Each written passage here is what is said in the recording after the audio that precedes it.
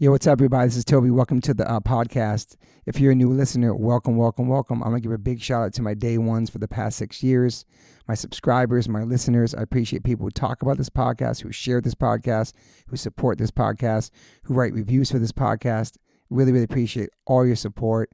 I've been doing this for 6 years. I've been giving it away for free. So many people ask me why I don't film it, why I don't monetize on YouTube, why don't I charge people for it on Patreon? And their answer is because I don't want to. I love these conversations in my kitchen. I love the honesty. I love that people want to come back for 2 or 3 episodes, the reoccurring guests that I have all the time. I love it. No lights, no cameras. I myself do not like going on podcasts that are being filmed and have lights. I've done it a couple times. I'll probably never do it again. I don't feel like myself in those situations. So I want all my guests to be as comfortable as possible.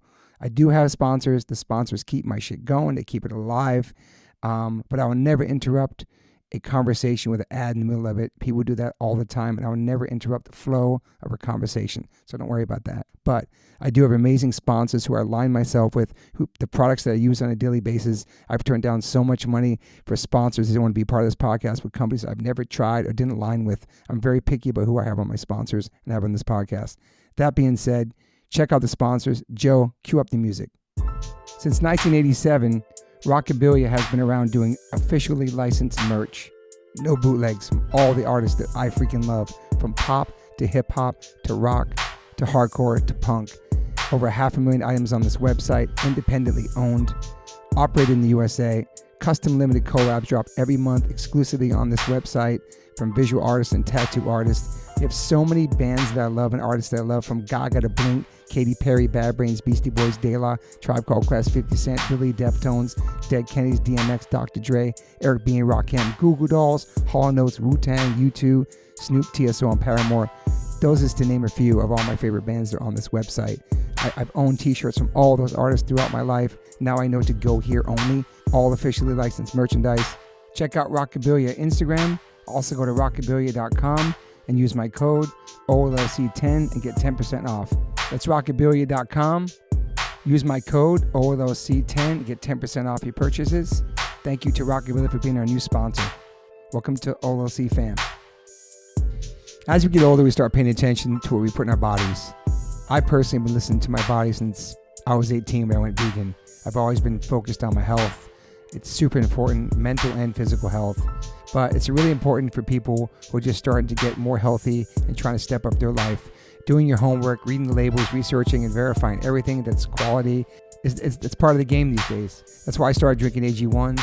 I'm so proud to have them as a sponsor of my podcast. AG1 is a foundational nutrition supplement that delivers daily nutrients and gut support and is backed by multiple research studies so you can trust what you're putting into your body.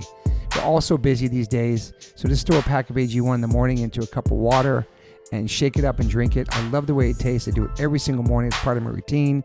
I bring the packets on tour. It's an incredible life changer for me. Many supplements only reference research from ingredients in their product, but I trust AG1 in my daily routine because it's constantly putting the formula to the test. It's backed by multiple research studies. In one of those research studies, AG1 was shown to have double the amount of healthy bacteria in the gut, which is super important because these help digestion in the immune system and the immune health. And these bacteria are known to help with digestion as well, gas and bloating, which I freaking need. And it also promotes regular bowel movements, what I can attest to. In another research study, 97% participants felt more energy after 30 days and 91% of the participants noticed that they needed less coffee after 60 days. I quit coffee like 5 months ago. I know I'm good on that.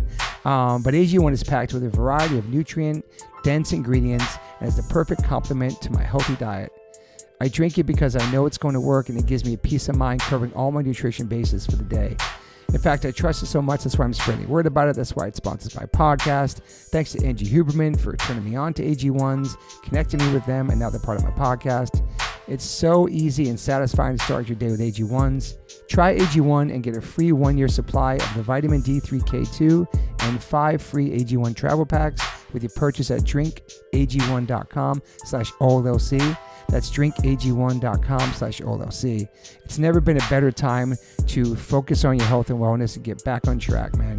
Take control of your daily health. Health is wealth. Welcome to the One Life, One Chance podcast. I'm your host, Toby Morse. Today I have a very, very special guest. This would be my first person in the car world, because I'm not a car person. Welcome, Miss Georjah Erin. Hello. Thanks for being here. Thanks for having me. I don't own a car. What? I don't drive. Do you have a license? License. Oh, that's about it. I sold my car like 4 years ago, and bought my son a car. He has what's that, Tacoma? Yeah. Okay, Toyota fam. Yeah, that's what I'm Hell saying. We're yeah. gonna get into that. That's what we like. But That's what we like to hear. We're friends already. Yeah, I didn't start driving until I moved here from New York. So I didn't start driving until I was like 33 or 4, and I drive like I drive too cautious. Why would you want to drive in California though? Honestly, it is terrible here. I know. It took me 2 hours to get here. I left my house at 9 this morning. Thank you for coming. Yeah, it took me 2 hours to get here. But last night when I mapped it, it said it was only going to be an hour. It's a good thing I checked the traffic this morning. Thank you so much. I can't. I don't drive on highways. That's the thing. I have a fear of highways. Yeah, no. And out here, it's even worse because it's like 8 lanes across. I know. I have something where I got into the middle once, and then I didn't panic, started getting over, and I just pulled to the side. And my wife I just can't do it anyway. So I don't drive. But this is so cool to have you on. All the stuff you do and you create and you build, it's pretty awesome. Thank you. Thank you. But I know you're from Canada. Yeah, Canada. Is it Langley? Yeah, Langley, BC, Canada. Yeah, BC, Canada, and you raised on a farm. Yes. Which is pretty cool. Do you have siblings? So I have one sister and 2 older brothers. My older brothers are quite a bit older than I am, so they had moved out before the time I was even born. Oh, wow. Yeah, and so my sister is who I kind of grew up with. She's 3 years older than me. I'm the youngest. And so none of them are really, I mean, they like cars. Like my brothers have had old cars, like just to kind of like putz around in and whatnot. Yeah. And my sister likes to go kind of camping and off-roading with her 4Runner and with her family, but nobody's like really like building cars in the fam. So yeah, I wasn't really raised around that whole hot rod type vibe, and it just kind of like came into my life in sort of like my later teen years. Yeah. Yeah. I mean, I know because you got your first car from your grandfather when you were 19, correct? Yeah, I was about Oldsmobile Cutlass. Yeah, my Cutlass. So I still have the Cutlass. That's cool. It's been kind of a special one for a long, long time. It's my first lowrider. But when I got it, I just lowered it, slammed it, threw it on some wire wheels, and just mobbed around in it. And then about 6 months into driving it, I got hit by an F-350 in it. Holy shit. Yeah. And at the time I thought I was like, oh, the car's done. Like, this is it. And so the tow truck driver shows up for it, and he looked underneath it, and I was still very novice to the whole car building situation. And he was like, you know what? The frame under this thing is pretty good. You probably could make something of this still. Yeah. And my saving grace was the truck that hit me was so high and the car was so low that it really just damaged the body panels like so bad. So we had to put a whole new front end on it. And it was like, well, I guess I'm going to build it because, yeah, it was. Did you get hurt? I didn't. Thank goodness. Wow. Just the car, which in some ways I was like, man, I would have healed for free. Like, I mean, Canada, that have free healthcare and all that kind of stuff. Yeah. I was like, the car, man, this is going to cost me a lot of money. So that happened in Canada? Yes. Damn. So yeah, then it was like, okay, well, here we go. Like, let's start building this thing. And it just snowballed into something that was crazier than I could have ever imagined. And honestly, the car, it gave me so many opportunities, and I met so many people through it, and just doing that sort of thing, like traveling. And once the car was built, and then I started taking it out, and there's been many variations of it and upgrades and updates over the years, but once it got featured in a magazine, then people sort of saw me and it together, and they're like, whoa, like you could model with your car. And I was like, well, okay. And then things really started getting crazy because people were like, well, we want you to come to this event. And were you living in Canada when all this stuff happened? Yeah, when everything was, and we would go into Washington because I lived really close to the border. Yeah. So we would go into Washington for car shows here and there, or some Canadian car shows. But then it was like, okay, the first show that I got flown out for, I was Chicago, like of all places. And I look back now, and you were just talking about how your son is going on tour being 22, and I was 22 at the time, and that was my first really out of town event, it was like, okay, off I go on my own, like here we are. And I was like, to Chicago of all places, and I'm like, let's hope I don't die, like and I think back and I'm like, dang, it like set off like such a a ripple effect and like a butterfly effect, because, you meet more people and you see more things, and then you work with different photographers and you meet photographers along the way and start shooting for other things and magazines and this and that. And it just, that car gave me a life I never thought would ever be possible, which is amazing. It's from your grandfather too. That's so cool. And it's the craziest thing about the whole thing to me. And so I call the car Biological. That was like its nickname. And my father was adopted. Okay. And then when I was probably around 10 years old, so his whole life he didn't know his family. Okay. And I knew his adopted family, his grandma and grandpa, and that was our family. And so he decided to go just see, like, if he could find his family. And it turned out that his parents stayed together. They had him very young, when they were like 15 or so. They stayed together. And when he found them, my grandfather had that car, like his biological father. So that's why the car got called Biological. So it's just amazing. Like all these kind of things that just kind of the way that life lines up is, I don't know, a meant to be thing, maybe. And when I think about lowrider culture, I don't think about Canada. Yeah, it's a lot bigger than you would think it would be. Yeah. Yeah, it's I mean, our scene, obviously it's nothing like California.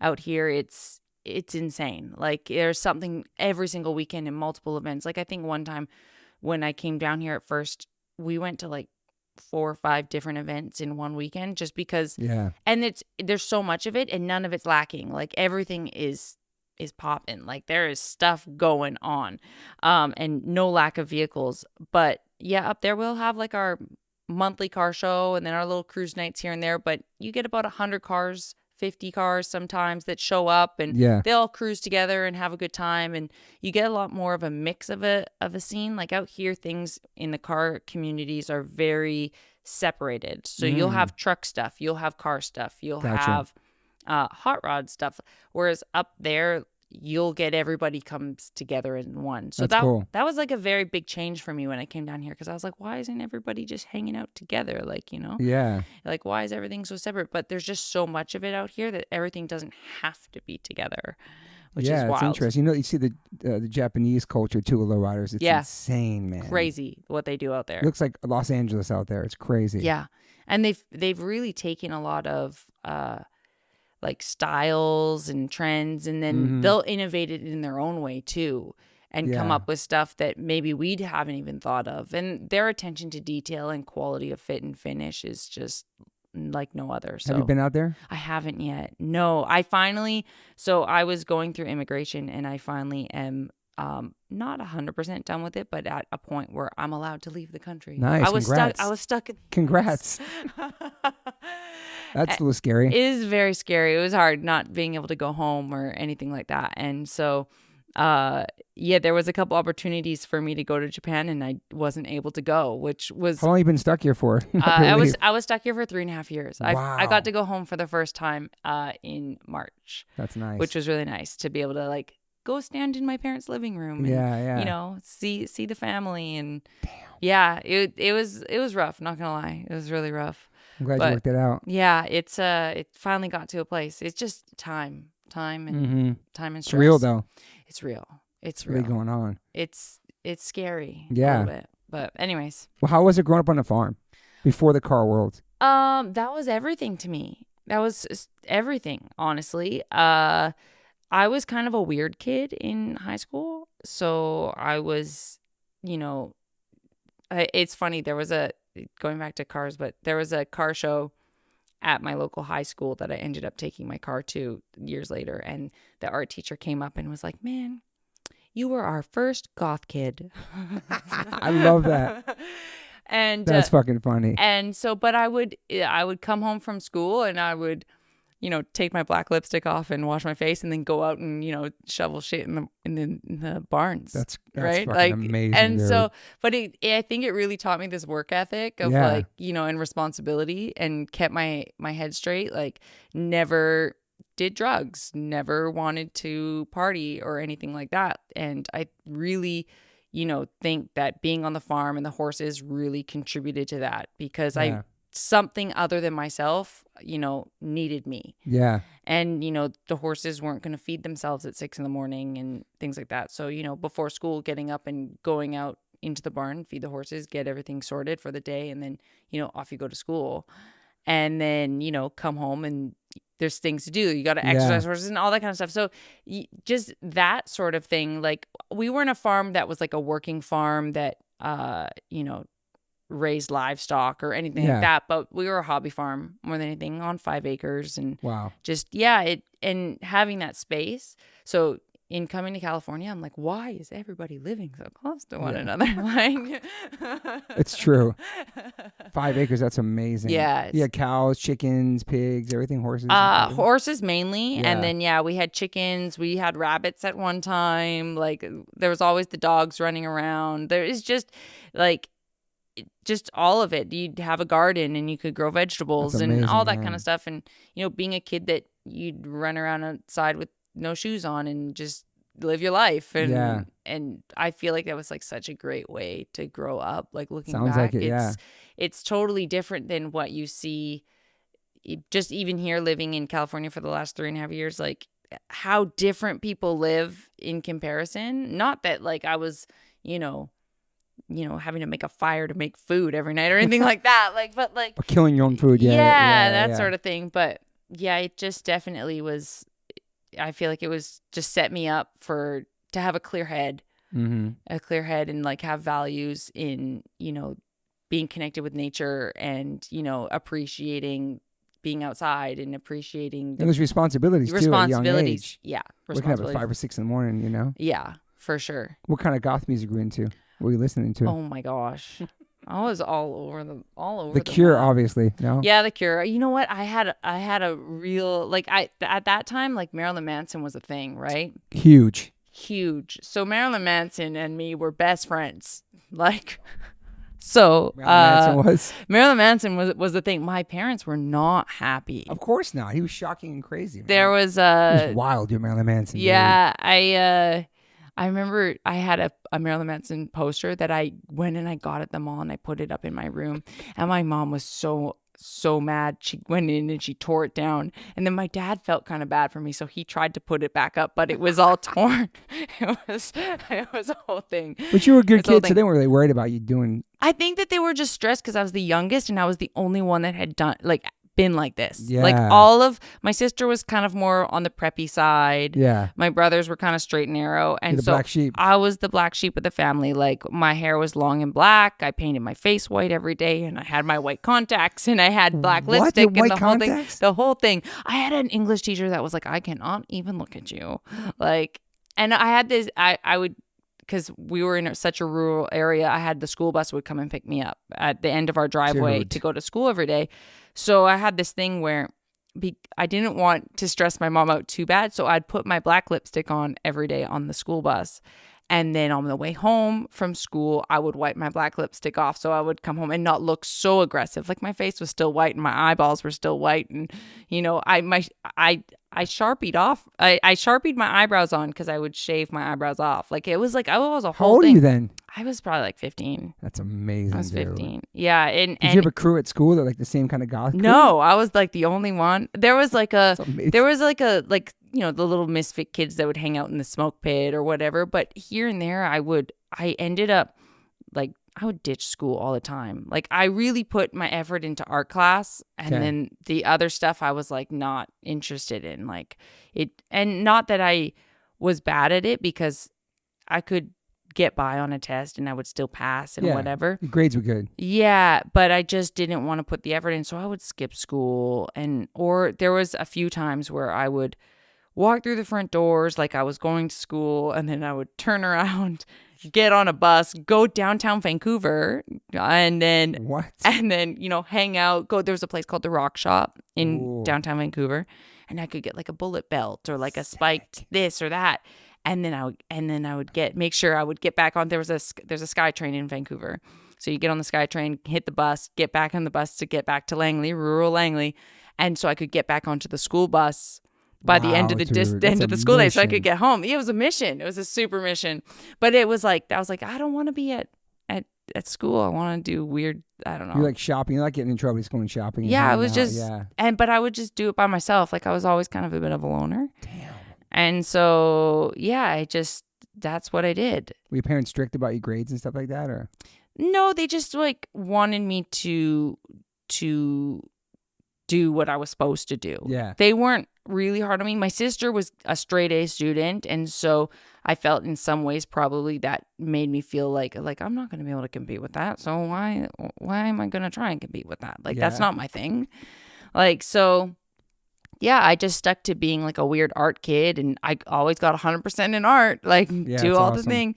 But yeah, it was always like, oh, like let's see how creative. And then from there, going into, I don't know, from 16, 17, 17-ish, I started kind of being like, okay, well, maybe my hair doesn't have to be black. So then it was like, okay, well, let's try and bleach it and let's do this or that. And, you know, my hair ends up green or this. And I'm like, well, maybe I need a mohawk. So it was like, my mom was mortified the day I came home and the sides of my head were shaved. And I had a massive mohawk.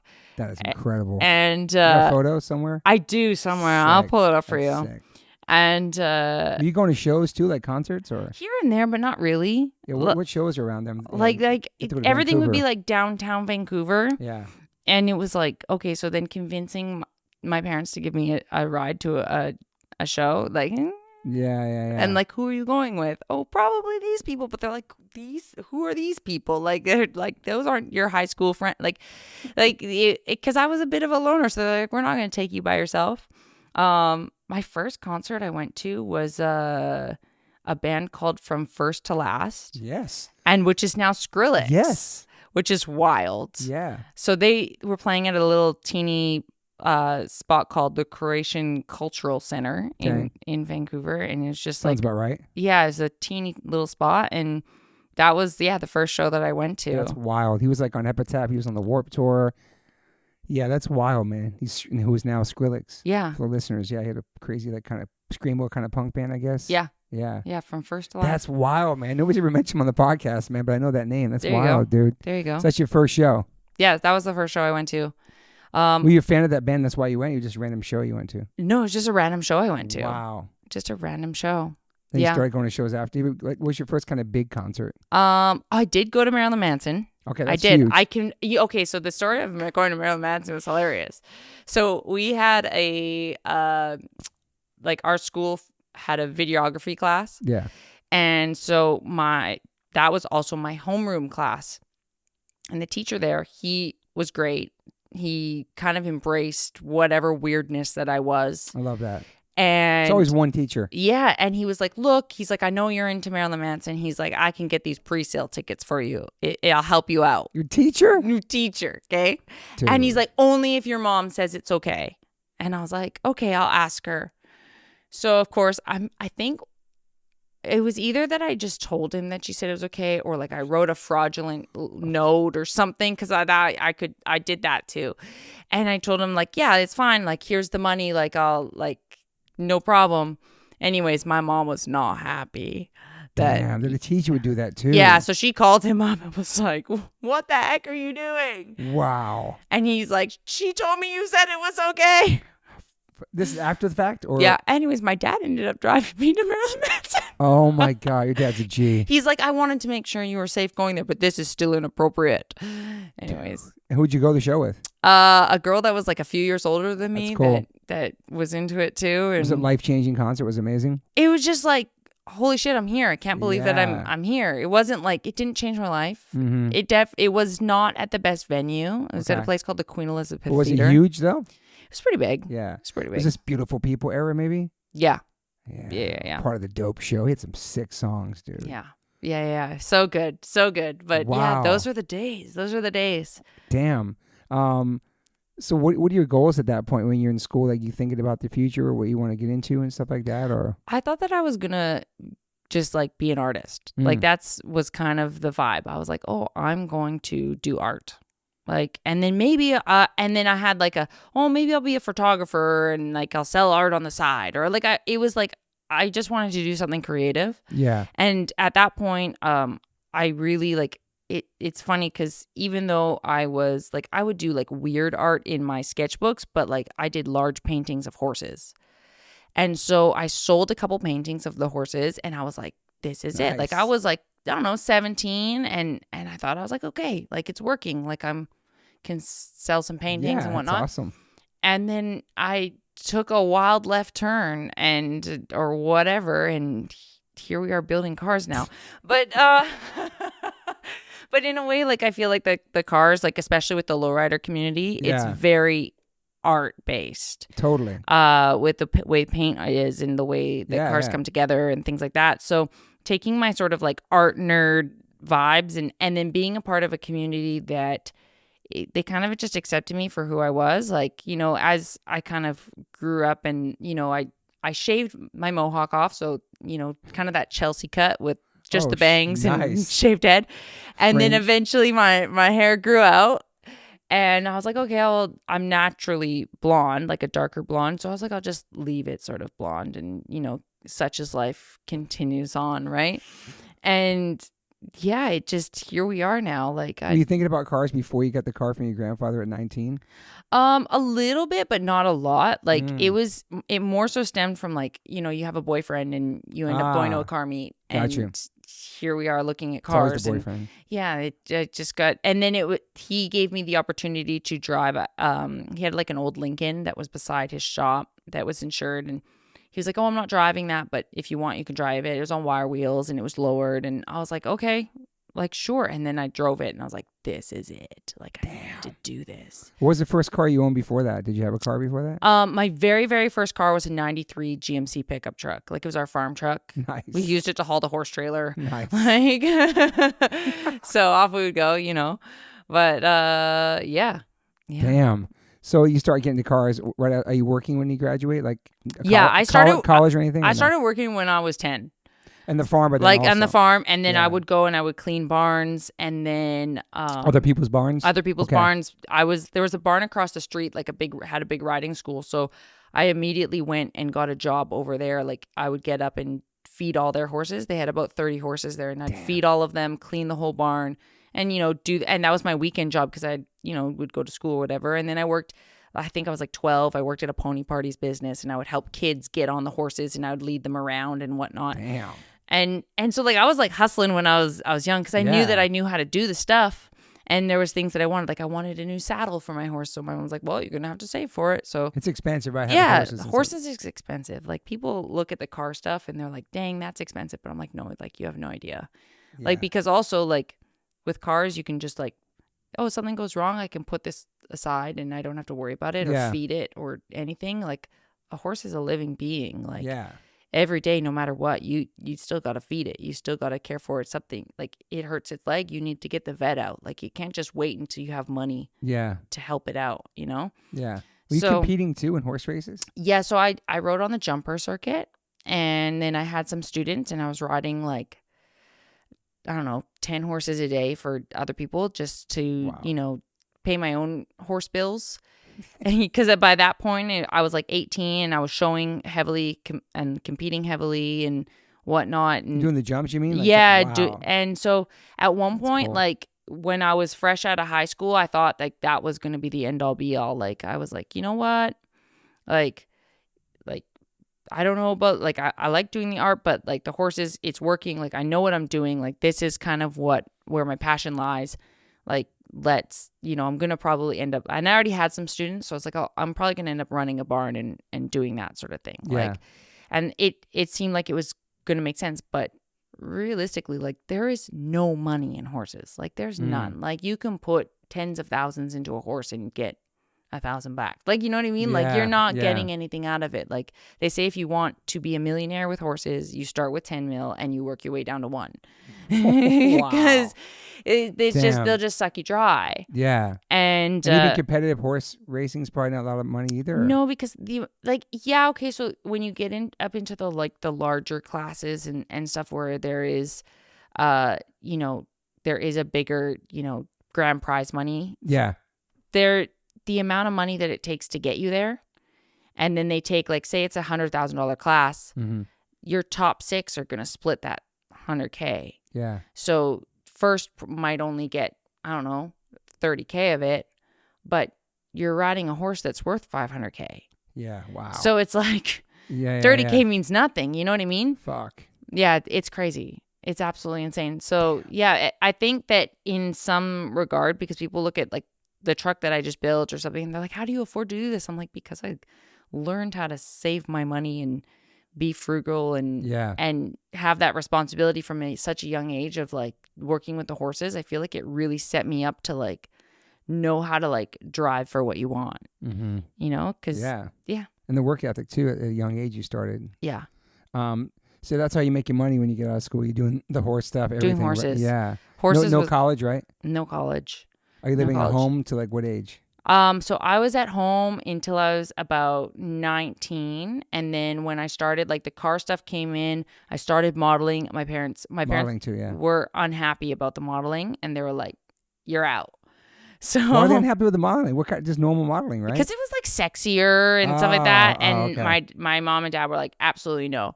So I ended up moving in with a boyfriend and I was still doing horses and trying to do all the stuff to make it work. Yeah.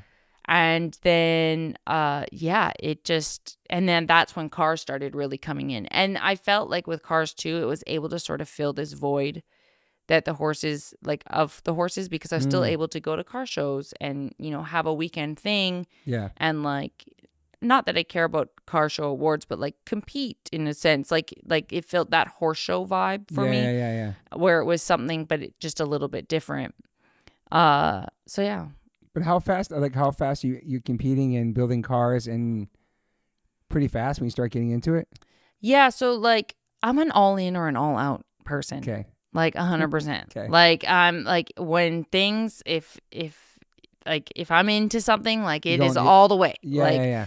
So when I finally, you know, got to this point where I was like, I can't compete anymore. Like this is ridiculous. Like 'cause the amount of money that goes into competing is next level. So I had someone come and they call it leasing your horse. So they essentially take over bills and take over, you know, the responsibility of the horse so that they can still use the horse when they're like a higher quality How long horse. do horses last till they're like, oh, we're done with that horse? Like how old are they?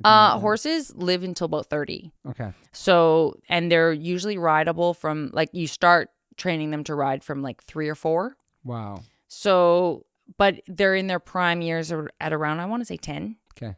So like from like 8 to sort of, I don't know, 14 is like prime. Okay.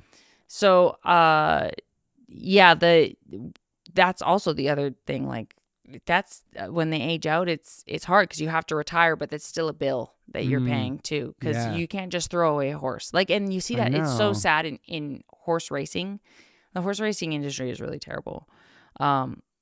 Because those horses, they run them at like 2, 3, 4, and then by the time they're 4, they're done. Like, and then it's like, okay, they still have 25 years left of their life. Yeah, where do like, they go? What do you? Yeah. So it's like a disposable market. Like it's terrible. It's so really, they're really killed bad. off. Yeah, like some of them do, and like, fuck. Have you? I don't want to make this take a dark turn. No, it's okay. This is educational. I love this shit. I'm learning. So there's a horse named Ferdinand. The story of Ferdinand is really sad. So Ferdinand. Was it your horse? No, okay, no. Okay. It's a legendary. He won the Kentucky Derby. Okay. And then I think he went on to win the Triple Crown, which is like 3 major races in the U.S. Okay. And then he wasn't able to produce, like, because they were going to retire him. He wasn't I think he was what they call a gelding, so a castrated male. I don't think he was a stallion. So he becomes worthless. Like, they can't use him to breed or anything like that. He ended up on the meat market in Japan. Holy shit, dude. Like, this horse goes and wins multi-millions of dollars. Like, does his job, and he can't even be retired properly. Just used and thrown away. Yeah, like, and horrible, then I'm like, what? Damn. Like, I think like my veganism is like stems from a lot of like how you grew up into what you saw with all the animal stuff. Yeah, with the animal stuff for sure. Because like I didn't grow up in a vegan household. My parents eat meat like that. Like when I was 10 when I decided I didn't want to eat meat anymore. Wow. And my parents were like, what do we do with her? Like, oh my gosh. Like they were just like, but that was just. This is before goth. Yeah. I was just resisting the system. Holy shit. So from the since beginning. 10 years old. From 10. I was like, I don't want to eat this. And I was just like, so like stressed out about the fact that it was something dead on my plate. And then also, Were you doing the connection of like these horses or animals were eating? Yeah. Okay. And so when I like the whole horse slaughter thing, like really upset me when I was really young. And this is like, we're getting like way deep. I've never actually like brought this up to here we go. We're like throwing things out. So when I was in elementary school, I want to say I was probably in grade 6 or something like that. I made a petition against horse slaughter. Dude, you're a fucking G. And I went around my entire school. That being said, my elementary school had, I think, 136 kids. Like it was, it was a small. But still. It was small. Still 100 people. And so I went around and I got everybody to hand sign this thing. And I sent it to, like, I don't know what you guys would call it in equivalent. Maybe it would be your governor down here. But it's our MLA in Canada. And so I sent it to our MLA, like with a handwritten note. And I don't know, like I was like, I don't know, 11 or something. This is amazing. And the MLA called me up and was like, can you and your mom come in here? And I went and I had a meeting with him. And he's like, I'm going to see. Like, he's like, thank you for writing me. He was probably just appeasing me as a child. Oh, my God, man. And my hopes and dreams.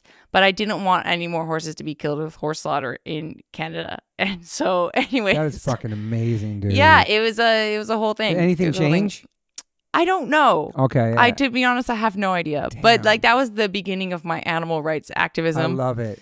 And I was like, yeah, I didn't want things to die. I was like so like mortified by, the fact that things were getting killed and I was living on a farm with a bunch of animals, people might, you know what I mean? Yeah, like I the well-being of another being is important. And your parents were supportive of that? Yeah, they were just like, okay, yeah, sure. My mom panicked. Like she didn't like they were supportive of me, like, going and like writing this letter and this and that. And they're like, okay, sure. They didn't really think anything was going to come of it until they called someone in the house and were like, can she come down here and talk? Incredible, man. And so, yeah, like, and I think maybe at being so young, like it put something in my brain, like, you can do stuff. You can do the things you want to do, and your voice will get heard. Like you can be a voice. Yeah. So yeah, I feel like I've just lived my life with delusion. Like who's gonna tell me no? Like well, worst that can happen, you just try. Like sure, yeah. Right. So your parents had to start changing what they cook in the house, all that stuff for you. Yeah, my mom was, because my mom was the one who would always make dinner and things like that. Yeah. And so she would try. And at that time, like it wasn't so common that stuff was everywhere. It's crazy now, yeah. So I was vegetarian. I wasn't vegan at the time. So I ate a lot of veggie lasagnas. Yeah. And like that was the thing. Pizza, whatever. Yeah, it would be like Christmas dinner, and she'd be like, "I got you an eggplant lasagna. Like here you go. It's a microwave dinner. I don't know what else to feed you. Damn. Like here's some mashed potatoes." But yeah, and then now it's like so much easier. Oh, it's crazy. Like it's just like it's everywhere. The amount of, I think people are really misinformed in what is available out there, and like and that it doesn't like taste bad or it doesn't taste any different. Like a lot of times now though, like because I haven't eaten meat in so long, I couldn't tell you the difference. Yeah. The stuff that's too like Impossible Beyond and stuff like that. That doesn't bother me because like I feel like a burger is processed no matter what. Yeah. But stuff that there's a brand called Meaty, which all the power to them. They're great. I never heard of that, actually. Meaty. But they make like a steak out of mushroom. Okay. And it's just too real for me. Like you cut it open, it's pink on the inside, and I'm like, this bothers. I feel uncomfortable. Like, and there's nothing wrong with it. There's nothing wrong with it. But I like, to me, I get in my head. Yeah. I get in my head about it. I think there's still people who think that like to be vegan you have to eat all the fake stuff too. You can eat vegetables and beans and all that stuff. I always meet people with the whole like, you've never eaten a French fry, like what? Like you can you don't have to just be like a salad vegan. Totally. Like you can eat whatever the heck you want, but just veganized. It's not that hard. Like you just the ice cream. Just move your arm to the right a little bit, and there's the dairy-free ice cream. Yeah, it's everywhere. It's just convenience now, I think, for people as well. Yeah, I mean, there's so many different options. Totally. Do you like all the Beyond and all that stuff too, or? Yeah, I don't like reach for it all the time. Though. Yeah, I love Gardein. Guardian's great. That's the old school one. Yeah, Guardian's my jam. Yeah, and they got gluten-free versions too, I think. Yeah. Are you gluten-free? Yeah. Oh, I'm a mess. that's hard when you're mess. vegan. I know. How long have you been vegan? I stopped eating animals in 1988. Oh shit, When I that was was before 18. I was born. Damn, I'm age myself. When I was 18, I stopped eating animals and then became vegan in the 90s. Yeah. Hell yeah. So, but everything changed. Obviously, for me, I was eating falafels back then, beans and rice, which I still love. Yeah, eating. you're like foraging at the grocery store, Yeah. basically trying to figure out what to get. Yeah, but I like the basic shit like kale, quinoa, like all the healthy. I'm a healthy freaking vegan. Like people always ask me all the time because like I do a lot of fitness stuff now. And, and where do you get your protein? They're like, what? Where do you get your protein? Oh my God. How do you look like that and you don't eat meat? I'm like, yo, like this is why I look like that. They're like, what do you eat? I'm like, but honestly, like I give the boringest answers. Like I actually do Tofu. really love tofu. I love tofu too. I love tofu. Like oh, that's amazing. Oh shit. And your car's named tofu. Yeah, my truck's named tofu. I know, dude, this is crazy. Yeah, people talk about tofu because soy, estrogen, men can get. But that's not true. That's all bullshit, dude. It's not true. I love tofu. That's my favorite protein. Tofu, tempeh. Yeah. Whatever. We're gonna just have a little vegan nerd out right now. No, we are. I'm just saying though. But everyone's gonna be like, turn this off. The vegans have started. No, people already know about this podcast. But the thing about it is like, I feel like the Impossible and Beyond, all the fake meat, it kind of, the way that the meat industry shit on those brands, it makes people scared to even be vegan. They think you have to eat fake meat to be vegan, which is not fucking true. And they think it's so expensive when it's not.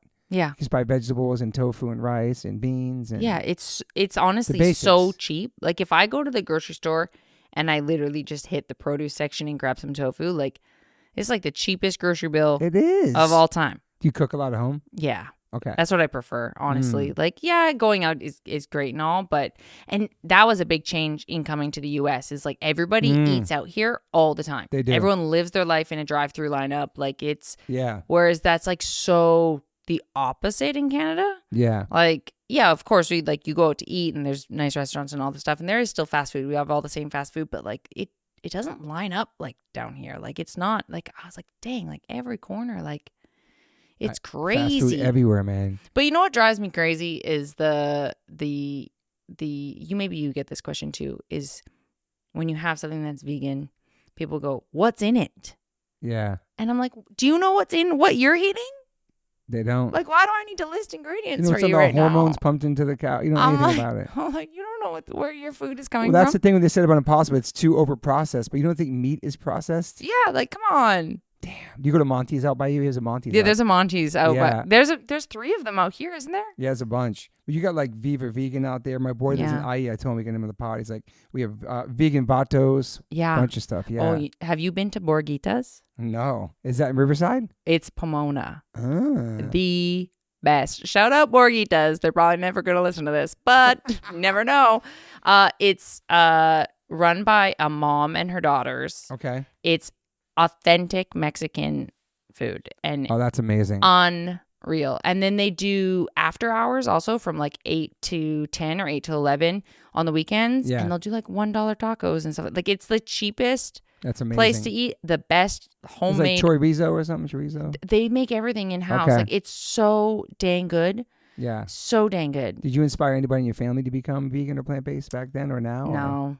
Yeah. No. My mom eats a lot less meat than she once did. And so that's wonderful. And I'll take that as a win. Yeah, for sure. What about your husband? He's in everything. Okay. He's in everything. But he definitely, like, he doesn't complain about all the vegan stuff. Like, we'll have nights where we just eat vegan and that's fine. Yeah. Like, and he's okay with it. Like, he's obsessed. He's obsessed with Borgitas more than I am. Okay. Yeah. Like, but, yeah. So, and because I'm cooking too, like, and that was like a big thing in for me, like, I don't want to really cook meat. Like, I'm really sorry, but like, I'll cook everything else, but like, can you deal with your... Do you mind it being in the house? I don't like it. Yeah. But I mean, also, I try not to. We do live with other people, so I try not to make a deal. Like, I'm not going to make a deal and make other people uncomfortable. Yeah. My biggest thing, and because I've always dealt with this in working in automotive space and this and that, because it's very male dominated. Yeah, I was going to ask you about that. I get a lot of people that'll be like, ew, what are you eating?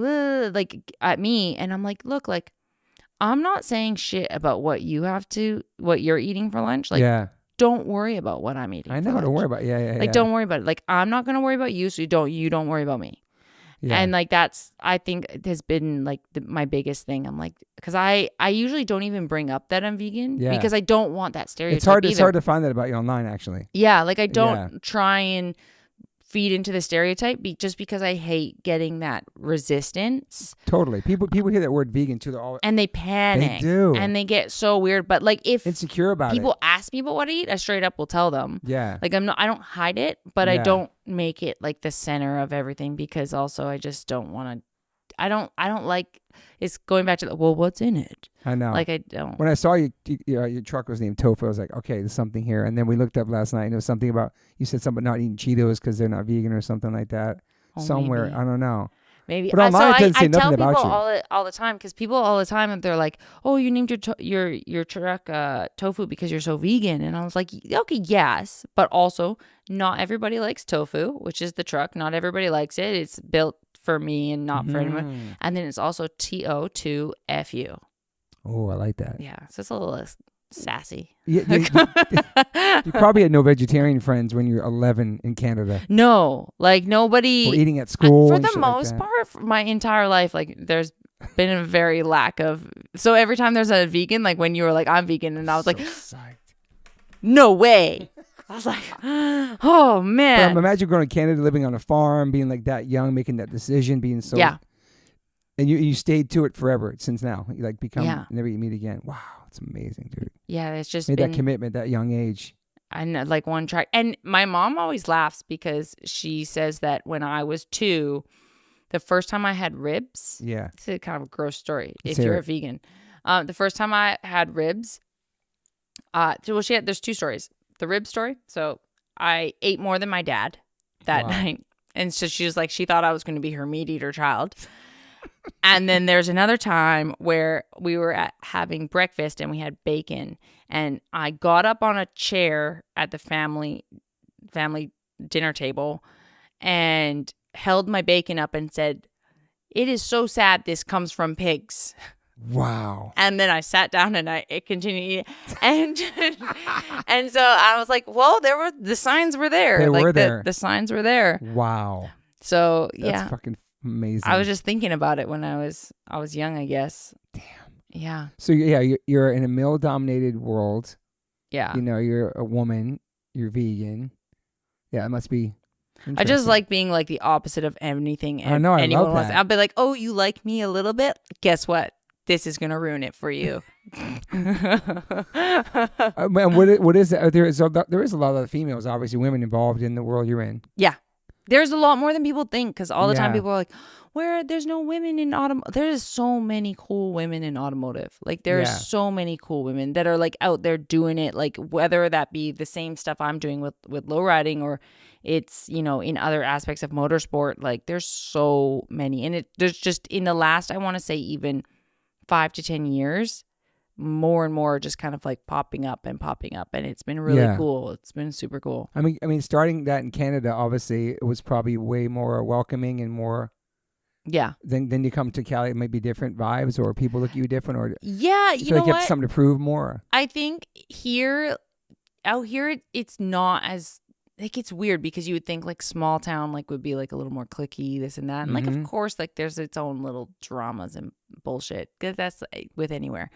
But I feel like in California, like there's just so much car culture here that like you can bounce around like pretty easy. Like, oh, this doesn't feel like my vibe. Like I can go to something else. Like something else seems like it fits a little bit better. Yeah. Like, so I feel like that helps a lot. Like it's crazy to me still that like back home you could see someone driving down the street in something custom, and you'd be like, oh, I know who that is. That's so-and-so. Yeah. Out here, like, you see something and you're like, I don't know. Like, there's just so much of it. Like, in car all clubs the time. And everything, yeah. Yeah, just so much of it. It's definitely, a change. I feel like California is an animal of its own, because, like, I've traveled a lot throughout the U.S. doing car shows and events and things like that. And California is, I hate to say it's like a bit spoiled because they have so much of it. Yeah. That it's like they, in some ways, like don't even realize how great they got it. Like, but Yeah. when you go to these smaller towns that are in other areas in different states, like they're so appreciative of their communities that they have, which is so cool. Yeah. Like so cool. And like when there is like a major event going on, because they might not have another one for 3 months, 6 months, a year. Like they all show up and show out. Whereas here, like you're like, well, I'll just get it on the next weekend. Like it's all right. You know what I mean? So it's a lot. When I first came down, I felt like I burnt out really fast. Like just because I was trying to go to so many things. Like I was like, there's this. Yeah. And like, you know, you're 6 months in and you're like, holy crap, I need to like take a break. Like this is, there's just too much. Like you need to like slow down a little bit. Are people protective about the car culture and stuff like that too? About letting people in or taking people serious? Or did you feel like you had to prove yourself in California or anything or no?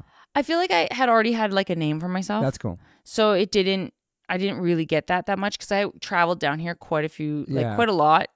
But I feel like in any, you know, industry, just across the board, like you kind of, when you're trying to make a name for yourself, there is like this point where you're like, well, who is this person? Like, are they actually doing what they say they're doing? Or are they actually, you know, going out there and being a part of it? Are they actually building something or whatever it may be? So I feel like there is that element of it still, but I feel like I put so much of what I do with the cars out there anyway. So people see what I'm doing and they know kind of what's the ins and outs of it. Like we have the YouTube and you know, vlog the whole thing. And I'm like, here it is. Like, if you like it, you like it. And if you don't, you don't. And that's fine because of course, like in anything, like there's people out there that don't like me. Sure. But there is a lot of really great people that do support me. And that's wonderful. You know, you got to focus on, you know, the good and not so much the negative, you know? Yeah. Yeah. So. And what gets you to California? Like when you've been here for 3 years, you said? Yeah. Like why did it take so long to come to California? Like, what is that getting to California from Canada?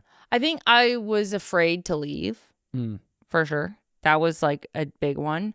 And just like having a reason to leave also. My husband's born and raised down here. Okay. And so being with him, like there's been many times, like just because, you know, the stress and everything of immigration and whatnot, there's been many times where I've been like, if you were not here, I would have gone home by now. Yeah. Like, do you miss it back home? A lot. Yeah. Okay. Yeah. It's really easy to get homesick. like, and because back home is familiar. Like, totally. You don't need GPS to get around. Like you know where you're at all the time and you feel like your feet are planted on the ground. And whereas here, it's like everything's moving so quickly and, and you got to keep up.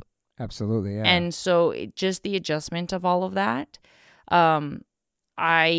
like we touched on earlier, like I'm so like, I love greenery. I love nature. And back home is so green and like it's very clean back home.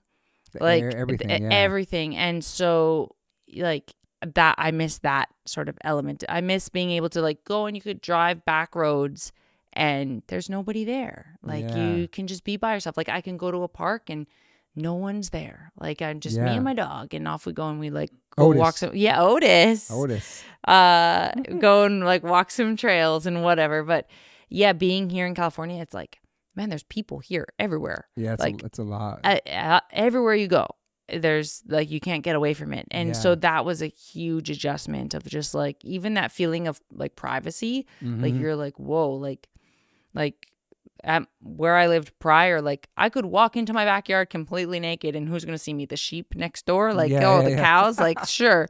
Like out here, it's like, whoa, like you can't keep your windows open or someone's going to like see you into your house and be like looking in. Like, you know, it's crazy. You like Riverside? You like it out there? Yes and no. It's pros and cons. I ended up there because my husband's from there, born and raised. It's awesome. Will we stay there forever? Probably not. We have talked about like Oregon even. Oregon's sick.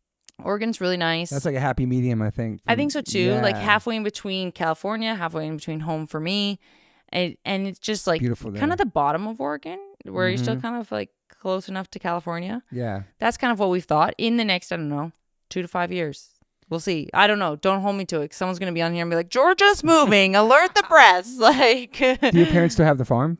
No. Okay. No. So after my sister and I moved out, they were there for probably about 2-ish years, and then they decided to sell. Wow. And they downsized they live near the ocean now, which That's is nice. great for them. And They're still together? they're still together. Amazing. I think they've been together 43 years or something, 44 So years. sick. And That's awesome. I think it's super cool. It is. Super cool.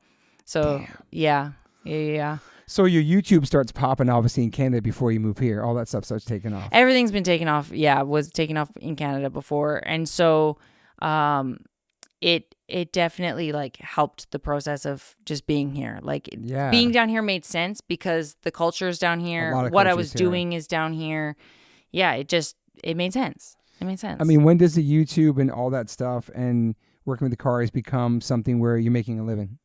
So in 2020, COVID happened, right? Yeah. I was working in an auto body shop, and like through 2021, and then things were slowing down and things weren't great. I got let go from my job, and at that point, I was kind of humming and hawing of like, am I gonna keep this whole thing going? Like, because at the time it was Georgia. I had Georjah.com, like all this kind of stuff, and I would do like meet and greets at shows and this and that. And I was like, am I gonna keep doing this, or like am I gonna just kind of like settle into something else? And then I lost my job, and I was like, you know what, let's give this a try. Like, let's see, worst comes to worst, I start applying for jobs again, but like, let's try this out. Like, let's push some merch, see what happens, take on a few more events.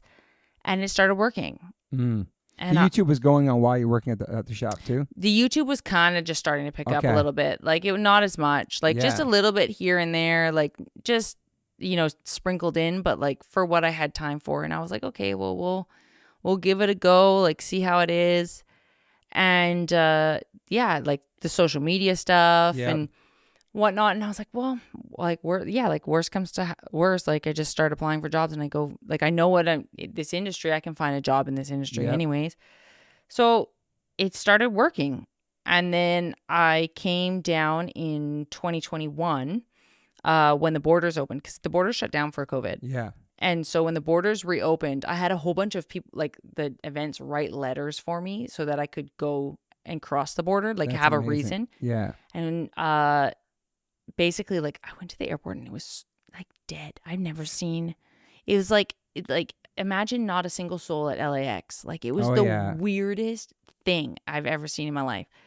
And came down, and I stayed down for about a month. Did back-to-back weekend shows, and I was like, okay, like, that went really well. Like, things are. Was it a weird time where like everybody's masked up? Everything was just kind of still kind of a little bit. It was still kind of weird. Was still kind of weird. It was like starting to be more relaxed, and then I think people were just so happy to have events again that everyone was showing up and showing out. That's sick. So it was really cool. People were excited, and it like the energy was really good.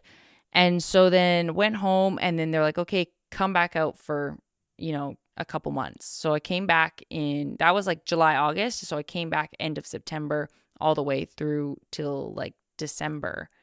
And it was like, okay, like, let's solidify, like, okay, are we going to do this? Am I going to make the leap? Like, and that's how I kind of was like, okay, like, we're doing this. Like, oh, all right, we're going to the States. And before I left Canada, like, I gave away everything I owned other than like my cars. I put the Cutlass on a transporter. I had Otis, and I have a little 86 Toyota pickup. And when off we go, and I packed a suitcase. Wow. And off we went. And Did you have a lot of friends out here? I knew a lot of people through cars. Okay, that's cool. Yeah. Through cars out here. And by now, people know you as a like an auto influencer from online, the social media. You get a name. People recognize you. People. Yeah. You start getting like. And it starts working. Like, I was just like, what is happening? Like, and because I used to, like, it was hard when I first came down here. Like, it was rough. Like, I went through a lot of like traumatic stuff back home, and like just in the move was stressful in itself, and then figuring out like, oh, okay, now we got to figure out immigration and then all this kind of stuff. And also surviving, making money, everything. Yeah, like everything. And I was like, okay, like, here we go. And I'm like, I sounds weird, but like, I'm in a foreign country to me. Yeah. Like, and figuring it out from nothing. And it's just went for it, man. It's crazy. Yeah, it was kind of like, well, worst comes to worst, I go back to Canada, which Yeah. is a nice country. But like, Yeah. it You was do horses, you do all yeah, kinds of things. Yeah. it was hard. Like it was really, really hard when I first, and like people don't realize that like the immigration process is terrible. It's set up for failure. Mm. And like when I crossed to come down, I got like held up and interrogated for like 6 You're hours. serious? Yeah. When you first kind of came over to live here, you mean? Yeah, and then they sent me back. The border denied me and sent me back. And Holy then shit. said I had to come back through again. So in the same day, said I had to come back through again and prove that I wasn't working. Oh, yeah, that's right. That's right. It's a big thing. It was a big thing. It was really scary. Holy It was really shit. scary. 6 Not hours to like get into all that. No, Yeah. but 6 hours? And they like took me in a room.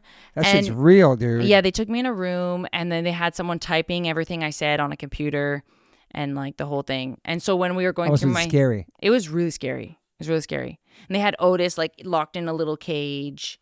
Wow. Yeah, me and Otis dude. been through it all together. How old is Otis? 15. He just turned Damn. 15. Little old man. Been through it all. So And then I came back, and they yelled at me for border shopping. They said, because there's multiple borders on the Canadian thing, so there's 3.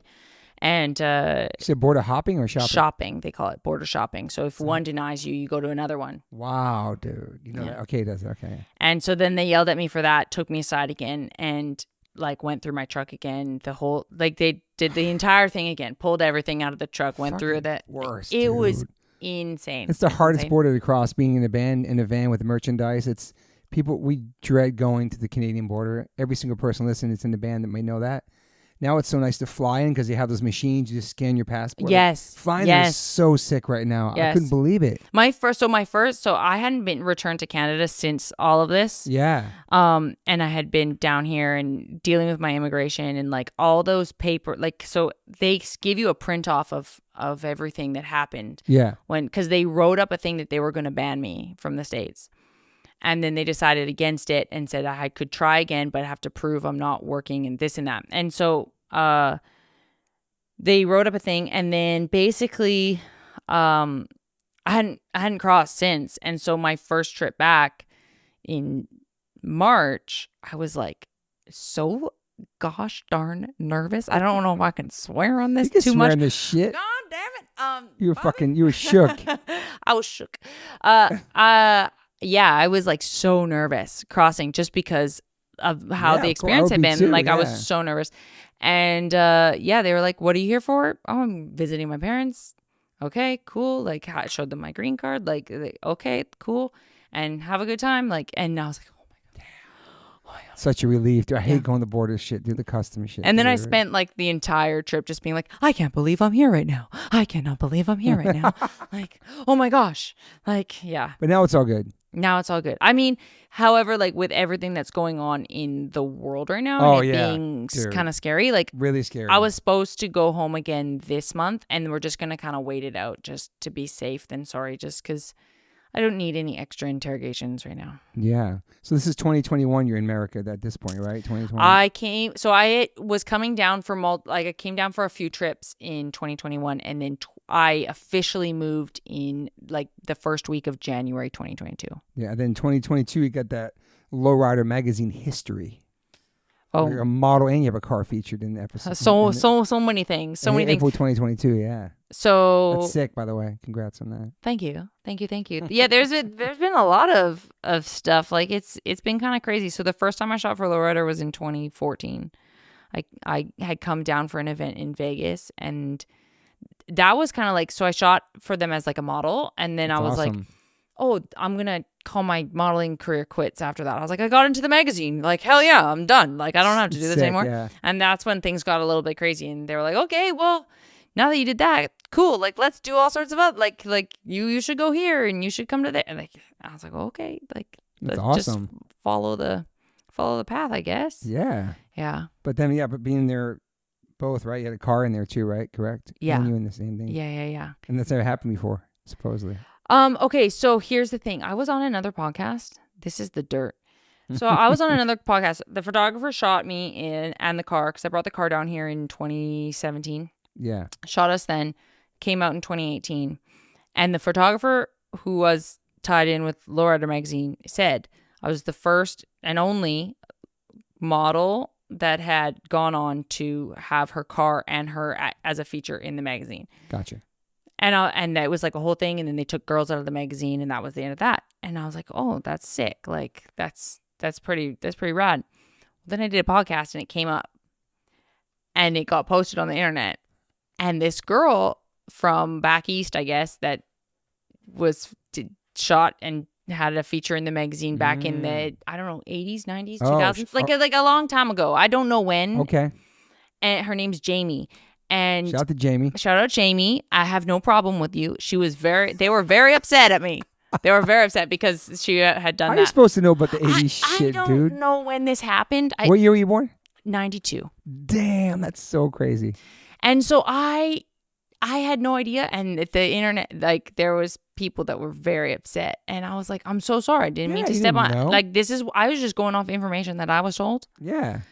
I didn't mean to offend anyone. Anyway, so sorry. Shout out Jamie out there. So I'm sure maybe you're listening to this one. I have no. So she did in the 80s. Okay. 80s. I don't know. Was it the 90s? Was it the early 2000s? I don't know. That's so cool, though. Lowrider magazine. That's so cool, though. It's cool. It's super sick. I'm like, hell yeah. Like another chick just out there doing it, building cars and doing stuff. I'm like, hell yeah. Yeah, that's goals, like being in Lowrider magazine for you, for sure. I mean, you've been there, what, twice now? Yeah. It's fucking sick. Yeah, it's super rad. I feel like I'm retired. I'm not modeling no more. I did Lowrider. I'm good. Yeah. I was like, there's so many times where I'm like, oh, I think I'm gonna. That's it. Like that'll be the end of that. And then something else crazier happens. I'm like, well, okay, we're gonna go with that. So do you launch like your posters, your apparel, like all that stuff you do on the Georgia Limited, whatever website? Yeah. That's all down around the time of YouTube popping off. You do all that kind of launch everything, merch. And yeah. That's smart. Dove into doing all the merch and everything, and it worked. All yourself? Yeah. Wow. Yeah. I've never had a manager. I've never had a email writing person. I've just done everything myself the whole time. And so that. I'm like just trying to make it work. And in some ways I'm like, oh, I need to hire someone to help me with this stuff. And then I'm like, yeah, but then it doesn't come from me. Mm-hmm. Then you lose kind of control over it. And I don't know, maybe I'm just nervous about that type of thing. I'm like that too. I like being very hands-on. I like being hands-on. I like being personable to people. Mm-hmm. I don't want to ever come across any type of way. So yeah, I don't know. You run your social media and talk to people and check DMs and stuff like that? Yeah. Same. Yeah. 100%. Yeah. I feel like I've talked about getting an assistant to help me with this podcast, but I do everything myself. I couldn't give up the control of it and dealing with the people directly and talking. You know what I'm saying? I don't know. There's something about like you getting to know people and things coming directly from you and you knowing what was said and like, you know, things being handled the way that you want them to be handled. Yeah. And them coming across the way that you need them to come across, like, and it being authentic to you. Because if this is your baby, like, it's your passion, and your passion and what you've built, like, it's kind of hard to just let it go, you know? It really is, man. And I need help bad, but I'm still not going to give it up to people. Yeah. Like I say all the time, I'm like, man, I could be like, you have a publicist? No, I have nobody. I'm like, I could probably use someone to help me out and I could probably make a whole lot more money and like be like out doing a lot more cool things. But I'm just like nervous. I don't know. And then everyone's always like, don't trust this or don't trust that. I don't know. And the grass isn't always greener either. And you're content right now. You're happy with what you're doing, right? Everything's good. Yeah. Everything's good. I mean, there's always room to grow. Yeah. There's always room to grow. Let's talk about this Toyota TOFU pickup. Yeah. The 1989 flagship build. Yeah. You won this car show. It was called the SEMA. What's going on in the SEMA? Okay, hang on. Let's hang on. Pause. Edit. Let's stop for 1 second. This is great. Hang on. I'm going to pause for a second. Dude. Okay, we're back in the podcast. We're talking about TOFU. Your Toyota. And also your love. Like this, the Toyota-thon. Like you love a Toyota. Oh, yeah. But you built this flagship build. It was huge. It was in the SEMA car show 2024. Yeah. The Hoppo's hydraulic. I don't know any of this shit. You tell me about this. Okay, so I built this Toyota. This Toyota was in Canada with me, actually. Okay. I dragged it down here. Sick. So when I moved, I had this truck. I had started this build, and in the move, there was no way I didn't have anywhere to put it down here. I didn't know what was going to happen with it. So it got stuck in storage while I came down here and got my life sorted. and went back up and grabbed him. And I call it a him. All the dudes call their vehicles girls, so I call I call them my okay, that boys. makes sense. I'm like him. It's my little buddy. So I went back up and got him at the end of like September of 23. Yeah. Drove up because I couldn't cross the border into Canada. So I drove into Washington and had him brought across the border into Washington so then we could trailer him back down. And then at that point started the build, and then like it had already been started, but like really dove into the build and like started really pushing hard. And it was supposed to only go to SEMA as just a rolling frame and chassis without the body, like the cab or anything on it, just to display the engine and the hydraulic suspension and things like that. And then in June of last year, somebody told me, they're like, you couldn't make that a truck for SEMA, because SEMA's like the largest automotive event in the world. Like it's major. What's it stand for? Oh gosh, I don't know. Something association is on the end. Okay, something. Manufacturers Association. S. I can't. I'm gonna get you canceled. I'm gonna get canceled right now. I'm a fraud. Anyways, you look up SEMA, Dustin. Okay, go ahead. Yes. Okay. So SEMA. So SEMA 2024, and then we were like, okay, like we'll do it as a frame. But then somebody was like, oh, there's no way you can make it a truck for SEMA. It's in November, right? Okay, yeah. At this point, it's June. So then I was like, well, now I have to. Yeah. So basically, like, just went like crazy, essentially, just doing anything and everything I could to make this happen. And there was a lot of incredible people that were involved with the build, and different people for metalwork and paint, and obviously Hoppos with the hydraulic suspension and whatnot, and to get it to where it's at. My husband jumped in to put a sunroof in it, and there were so many things. We ended up in Visalia for it to do paint and lots of other things. And Visalia is a cool town. Shout out Visalia. Where's that? Central California. Okay. Yeah, that place was cool because you know what? Like when we were stuck with a few things, people were like, we were like, oh, SOS, like we need help with upholstery. Like, oh, I got a guy, I know someone. Like everyone was willing to help out. Like it was like the coolest. But it debuted at SEMA we didn't think it was going to run, which was wild. It was at the end of the build, like it was really struggling to get it to start, and it would run and then it would stop and then it would run, and we couldn't figure it out. Like none of us are like super engine people. We had people coming in and helping us to get the engine sorted. And at the end of it, we're like, you know what?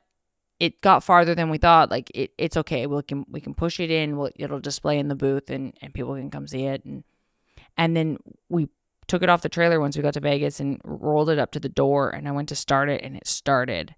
And all of us were just crying. We're like, what the heck is happening? Like this, it was crazy. Meant to be. Yeah, I drove it in, and it displayed all week, and it was super, super great. And that's amazing. Yeah, the truck's just special. I feel like it's such like a big piece of me, like in it coming from Canada, and it really while going through immigration and all this kind of stuff, it like gave me something to focus on and like, put all my efforts into, that kind of like pulled me out of a really dark space, because like just in the struggle of transitioning, being here and everything like that, like it my head was kind of messed up from, I'm sure it's a big move. It was really big, and so the truck really gave me like an outlet to just kind of channel everything I had into and like find my happy again, Yeah. And I keep saying like, cause I drained my bank account for the truck.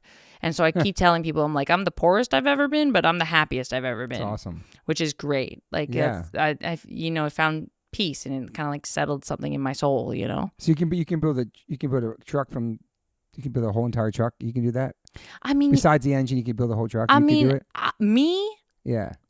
I know what I want. I know the how-tos and this and that. What you need to do it. But it takes a team. It takes a village, honestly. Like, and when it comes to certain pieces of it, like there's stuff that I can do, but I can't do it as good. Like when we're trying to build something that like at a higher standard, like there's stuff that I can't do. Like for example, like I can weld something. Yeah.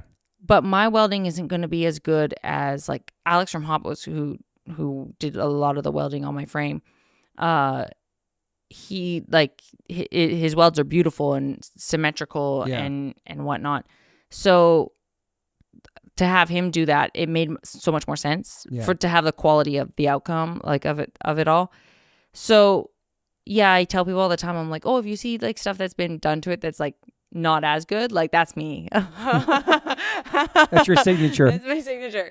But like the truck essentially was like my vision from start to finish. Like everything that's been kind of done with it and like how it turned out, the color scheme from the interior to how certain things were pieced together. And like it has the interior of it's done like a 59 Impala. That's sick. Which is like such a big car, and to fit that into such a small truck, like there had to be so much like chopping and sectioning and shortening and all sorts of stuff to mash it, to make it work and flow in there. Yeah. And but like all these sort of things and pieces and ideas were like what came out of my head and like just kind of like threw up onto the truck. That's awesome. That's awesome. And Thank also, you. SEMA means Specialty Equipment Market Association. Market Association, not manufacturing. My neighbor. Thank you. I'm a fraud. I'm telling you. My neighbor. Shout out to my neighbor Hub. He has the same Lowrider Impala since he was 18 years old in his garage right behind my house. No way. He has a car club. They have cars in the alley. Like every what couple car club Sundays. are they? Do you know? I gotta find the name. Also, have you heard of the California Cowboys Collective? I've heard of that. What is It's my that? friend. He puts it on. It's like all lowriders. They do the cruising. I went to 2 of them already. It's beautiful. It's like in I forgot what area I went to. Where I went to. It's like all cars. It's awesome. Hell yeah. You might have heard of that. But I don't know if you did. I've heard of that. I've never been to that. It's like hardcore dudes putting it on. My friend. That's sick. It's this whole, you know what you would really like is the party at the Pink Motel. Genocide Car Club. Oh yeah, with the skaters and stuff. Yeah, they drain the pool and everyone's skating in the pool. There's vendors all set up. I've seen that before online. Everything is like they turn the lights on the motel at night, and so it looks sick. And then all the lowriders that they kind of like handpick what's there, so it's like very 70s themed. So sick. Like that's an event you would love. Do you know Esteban Oreo? Yeah, I've shot with him a few times. That's my dude. Yeah, for a long time. Yeah, hell yeah. Yeah, for a long time. Everybody knows everybody. We were in the House of Pain to do it together in the 90s. No way. That's when I met him. He's vegan too. Yes, he is. Yeah. Every time I see him, he's like, Georgia, you still vegan? I'm like, yeah, dude. Like, I'm not giving up on this now. Shout out to Esteban. He's amazing. So yeah, the Toyota, like in Toyota-thon. What's your love? Okay, with so Toyota? Toyota is just like, first off, like they're the cockroach of vehicles. Like they refuse to die. That's true. They're reliable. They will live forever. They'll just do what you need them to do. Like you can beat on them a little bit and they're great. But yeah, it's become like this whole thing. My husband's into Toyotas too. So That's naturally cool. Just like became a thing. And it's funny because everybody's like, oh, do an Impala, do this. And I had Impalas, but I sold them prior to the truck. Okay. And at that time I was like, oh, I'm not going to build anything else. Like I have my Cutlass. Yeah. And I was like, I'm not. And then the truck came along. And I always thought like the mini truck scene was cool. But yeah, I think my thing was just I already have my lowrider car. Yeah. Like, why do I need another of the same? True. Like my mind kind of works as like, I don't need excess of the same thing. Like I want to try something different. I want to create something else. Like I want to, and don't get me wrong. Like I'm not going to be building anything else for a hot minute. Like I'm going to need to recover from this intense build. And this with the TOFU truck, it's very much like this is version 1 of it. Yeah. And like, cause people razz me about it not having like a bed on it and things like that and whatnot.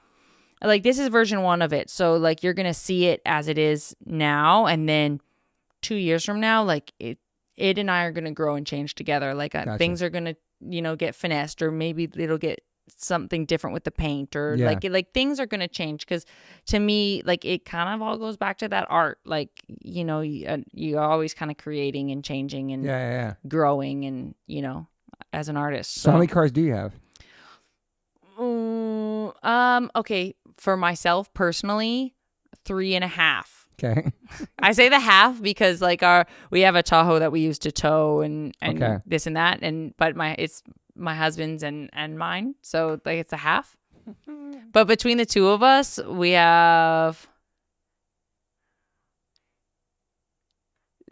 6 or 7. Wow. So right now, at one point we were up to 9, and then we're it's okay. And you keep them all at your house? No, we have a little shop. Okay. Little shop that we now, like, from the Georgia side of things, have spiraled into Tired Automotive. So cool. Yeah. So the joke all the time was like, we're tired because we're always working on our project vehicles, and everything we own has tires. So I love it. Everyone, and you can relate, right? Like everybody's tired. So it's a badge of honor. Yeah. Exactly. Did my research. Did your research? For builders and dreamers and late night workers, aren't? Yeah, exactly. Running on fumes. Exactly. Did your research. So It's smart though. It's cool. we started that so that, because I also felt weird because he has his own custom vehicles and he comes onto the channel and this and that with YouTube. And so I didn't feel right putting Jaime's trucks on Georgia.com, and selling them as merch. I was like, this isn't just Georgia anymore. Yeah. Like, it's Georgia and Jaime, but like, we're not going to call it that. I was like, we need something that's us as a brand. So that's when Tired came into play. Such a genius name though, man. Yeah. Thank you. When we first announced it, everyone's like, you guys selling tires? Like, oh, yeah. Like, are you guys, what are you doing? And I'm like, no, it's just like kind of words. Yeah. Just a play on words. It's like our space for, creating our content, doing YouTube, working on our own stuff, storing our own stuff, having merch and all that kind of stuff. Does your husband like to be on YouTube and be in the mix like that too? He will tell you. He will tell you he doesn't, but he really does. He definitely does. He has no choice, right? You will catch him on my YouTube doing snack reviews. Really? Oh my gosh, all the time. He does snack reviews. Snack reviews. Yeah, that's cute. There's always like something. He'll be eating something, and I'll just like throw him on camera. I'll be like, "Okay, snack review 1 to 10. What do we got today?" This is where the Cheetos thing maybe came from. Maybe. Look, we were at Toyota Fest a couple weekends ago, and he was trying cucumber chips. That's Lay's cucumber chips. Whoa. Yeah. That's interesting. And what is a Toyota-thon? Oh, Toyota-thon is the event that the Toyota dealerships put on. It's just an online joke. Okay. Is it like a sale or something? Yeah, it's like how like Honda has Honda Days. Yeah. Yeah, Toyota has Toyota-thon. So then it's become a joke that we don't celebrate anything. We celebrate Toyota-thon. Stupid.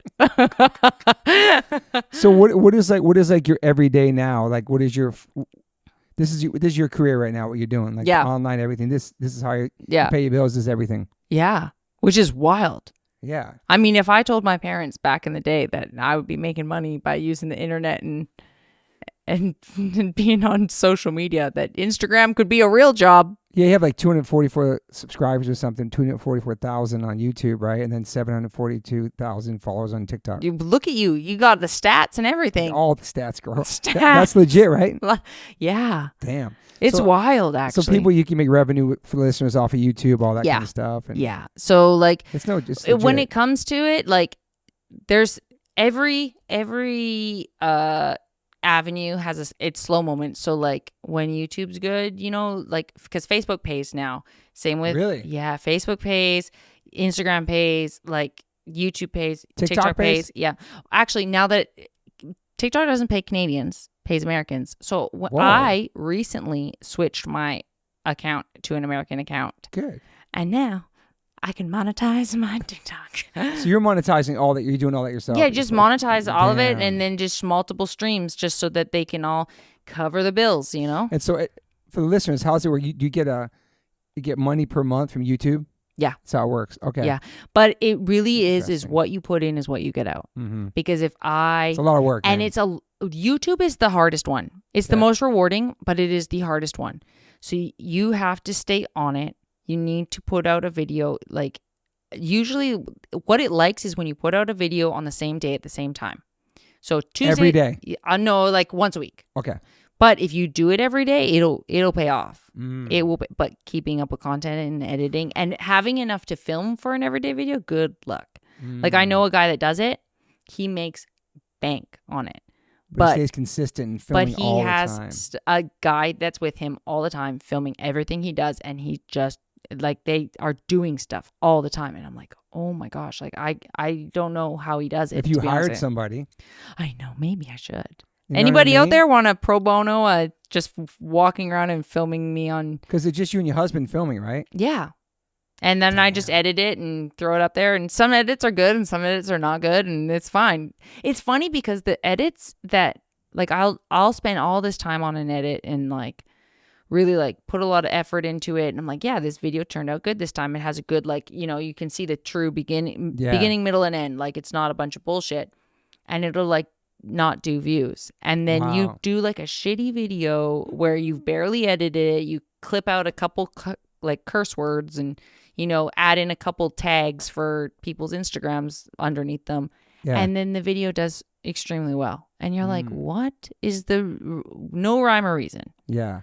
I don't understand. And it's frustrating sometimes, but it is how it is. You can't choose. You can't really like pinpoint it, right? It's going to happen. It's going to happen. Like something going, you have stuff go viral, obviously, right? Yeah. Yeah. Yeah. What's craziest thing about what you just said too is that like you could hire somebody, you could make more money, but you're content, you're happy where you are, you love what you do. It's because I feel like for a lot of people, you do it for the passion and the love of it, not just for the money of it, because you've been doing this for a long time before you made money off it. Yeah. Right? So you still love doing it. Obviously, it's your job, but you love it so much that like, yeah, you can make a couple, maybe extra $1,000 a month or whatever right now, but it's like, are you going to force yourself to give something up or do something you don't want to do just to make that money and not be 100% comfortable with it? Somebody that's touching your shit. I don't know. It's hard, man. You know what I'm saying? Like there's like such a fine line. This fine line, and there's like, it's like a weird gray area where it's like, do you make the jump? Like, do you do it? Yeah. Do you not? But also like you could invest a whole ton of time and effort into it and then it not pay off either. Yeah. Right? Like it's taking that chance. It's taking that chance. But you take chances. I try. That's your whole thing. I try. Like I live my life like with delusion. That's how everything happens. But it only works if you're delusional enough. In delusion, what, like naive or like kind of in your own world? No, like this like thought of like it won't fail. Yeah. I kind of have to just think like it. That's PMA though, positive mental attitude. Yeah. What the mind can conceive and believe it can achieve. Yeah, exactly. You have that. Oh, thank you. No, you do. You do. That's a real shit. Like just like being an optimist. Yeah, of course. I feel like your mind and your mentality towards things is 100% what your outcome's going to be. Mm-hmm. And if you don't believe in it, then who else is going to believe in it? Like if you don't believe in yourself first, like why the heck would anybody want to believe in you? You know what I mean? Have you always been like that, optimist? Yeah. Yeah. I'm always kind of like, well, it's going to work. Mm-hmm. Like it can't not work. Well, that's believing in yourself too. Yeah. And like giving up and shit and just going for it. Yeah. I also like I think I feed off the nose when someone thinks it's not going to work. Then it makes me want to do it more. It makes me really want to do it more. Improve it. Yeah, I love that. Yeah. So that answers my question. If you're optimist, pessimist. So you're optimist. Optimist for sure. Optimist for sure. Do you have any? Are you sober? Yeah. I stopped. Well, I've never done drugs.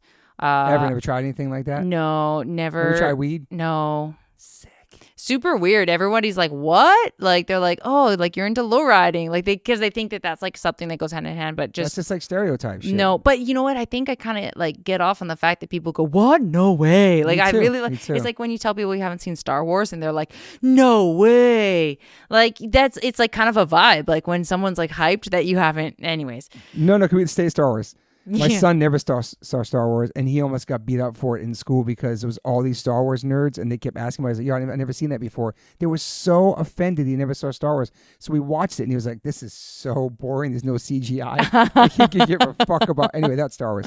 But yeah, that's sick. So he never tried weed. No, and then I used to like socially drink before, and then in 2019, I was actually in Vegas and party capital. I had a drink with dinner, and then I was like, yeah, I think I'm good. Like, that's enough. I love that. And I just didn't want to drink again. And then I just never, and then at the time I told myself, I was like, well, maybe I'll have another one at some point. And then I just never did. And I was like, that's cool. Ever again? And I just don't want to drink. Cold turkey. Yeah. So I never was like, everyone's like, oh, did you have a problem or do this? And I'm like, no, like it never was a problem. It just, and like, I just was like, I don't want to spend my money on this. Yeah. I don't want to feel like crap in the morning. Yeah. Like in 2019, I was like really pushing like more like a fitness side of things too. Yeah. So at that time, I was like all about being extra healthy as well. And so I was like, well, before the pandemic. Yeah. I was like, this doesn't line up with what I want to do. So it didn't make sense. And then also like you look back at, I think I was kind of dumb with drinking in like my early 20s and like late teens where like, you know, you drink a little bit too much and then you're like, oh, I feel like crap. Or like, what did I say or whatever, right? Yeah.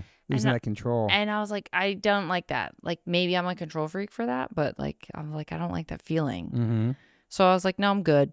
So your fitness journey kind of started in 2019? Yeah, it really started in 2019 and then 2020 hit. It kind of like gyms shut down. I started running all the time. Nice. Me too. And then it kind of like was off and on, and it, you know what I mean? Like, and I gained some weight back, and then that kind of mentally set me back because I was like, well, here we are. And then when I ended up coming down here, things were kind of like getting sorted for a minute, but about a year in, I was like, okay, like we need to get back at this. Like we need to really start. So probably like mid to end of 2022, I started really like, okay, like let's go to the gym every day. Like let's make this happen. And start posting about it too, your journey and stuff? Yes, a little bit, but not really. I kind of like when I first was in it, like I was kind of like keeping it to myself. Yep. Like I was like, nobody needs to know this. And also I kind of have this like thought of like, well, if I'm not posting stuff that's car related or whatever, like who cares? I'm like, this is about me. It's not really about them. So I was like, no. And I was kind of like, you kind of like almost are embarrassed in a way. Yeah. Like you're like, oh, nobody wants to see my gym selfie. Like this is nah. I go, but they do. And well, and then it's funny because like things started like it started picking up more and doing more, and then in the beginning of 2024, I knew because like in 2019 I was like meticulous. Like I tracked my calories. I was very on it. Like I was very aware of like my step counts and all that kind of stuff, and like all the healthy this, that, and the other. And then I knew that I needed to get back to that because you can't out-train a bad diet. Like you really can't. It's like true. You like the amount of time it takes to burn what you think you're like it's ridiculous. You on the Fitness Pal? My Fitness Pal. Yeah. So in the beginning of 2024, I was like, okay, I need to start tracking again and being aware of what I'm eating. Yeah. Like, and actually like be mindful of the amounts that I'm eating and stuff. It's a lot, man, to focus on. A lot. And at first in the beginning, it's like, it's frustrating because it's like, it's hard to build that habit. Yeah. And now I think today I'm like on like day 415 or something of tracking in a row. Wow. So the weight started coming off and I've lost some weight and people immediately are like, oh my gosh, you've lost so much weight. Like, and it happened so fast. I'm like, it didn't happen that fast. You guys just didn't notice. Or I wasn't really posting to be seen as in the gym or this or that. Like I was kind of keeping it to myself. So like you get like a little bit of resistance because I have because of obviously automotive and then a bit of modeling, like I do have a lot of like male followers. Yes. And so I get a lot of dudes that want to be like, well, I liked you better like this. And I'm like, dude. I don't give a fuck how you liked me because I didn't like me then. And I not even fucking know you. Like I don't know you and you don't know me. And like, don't you like, I don't know. The weirdest thing with the putting health and fitness out there online is that people are so quick and to critique it and make a comment about it. Like I tell people all the time, I'm like, a woman's weight is the least interesting thing about her. Like the what she weighs is irrelevant to who she is as a person. So the amount of people that daily want to talk about my weight in my comment section is crazy.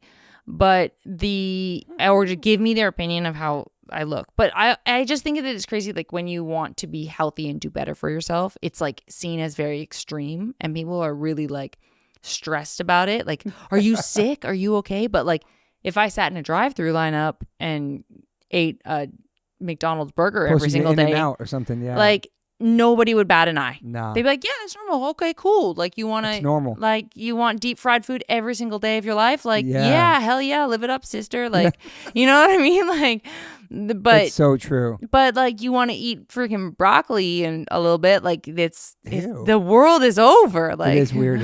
It's so weird. I remember during the pandemic, like when you go into the grocery stores and everything would be gone except for the vegetables. I was like, yo, these people aren't getting this fucking message right now. No. Do you know what I'm saying? Like all the processed shit's gone. The processed stuff. All the vegetables are there.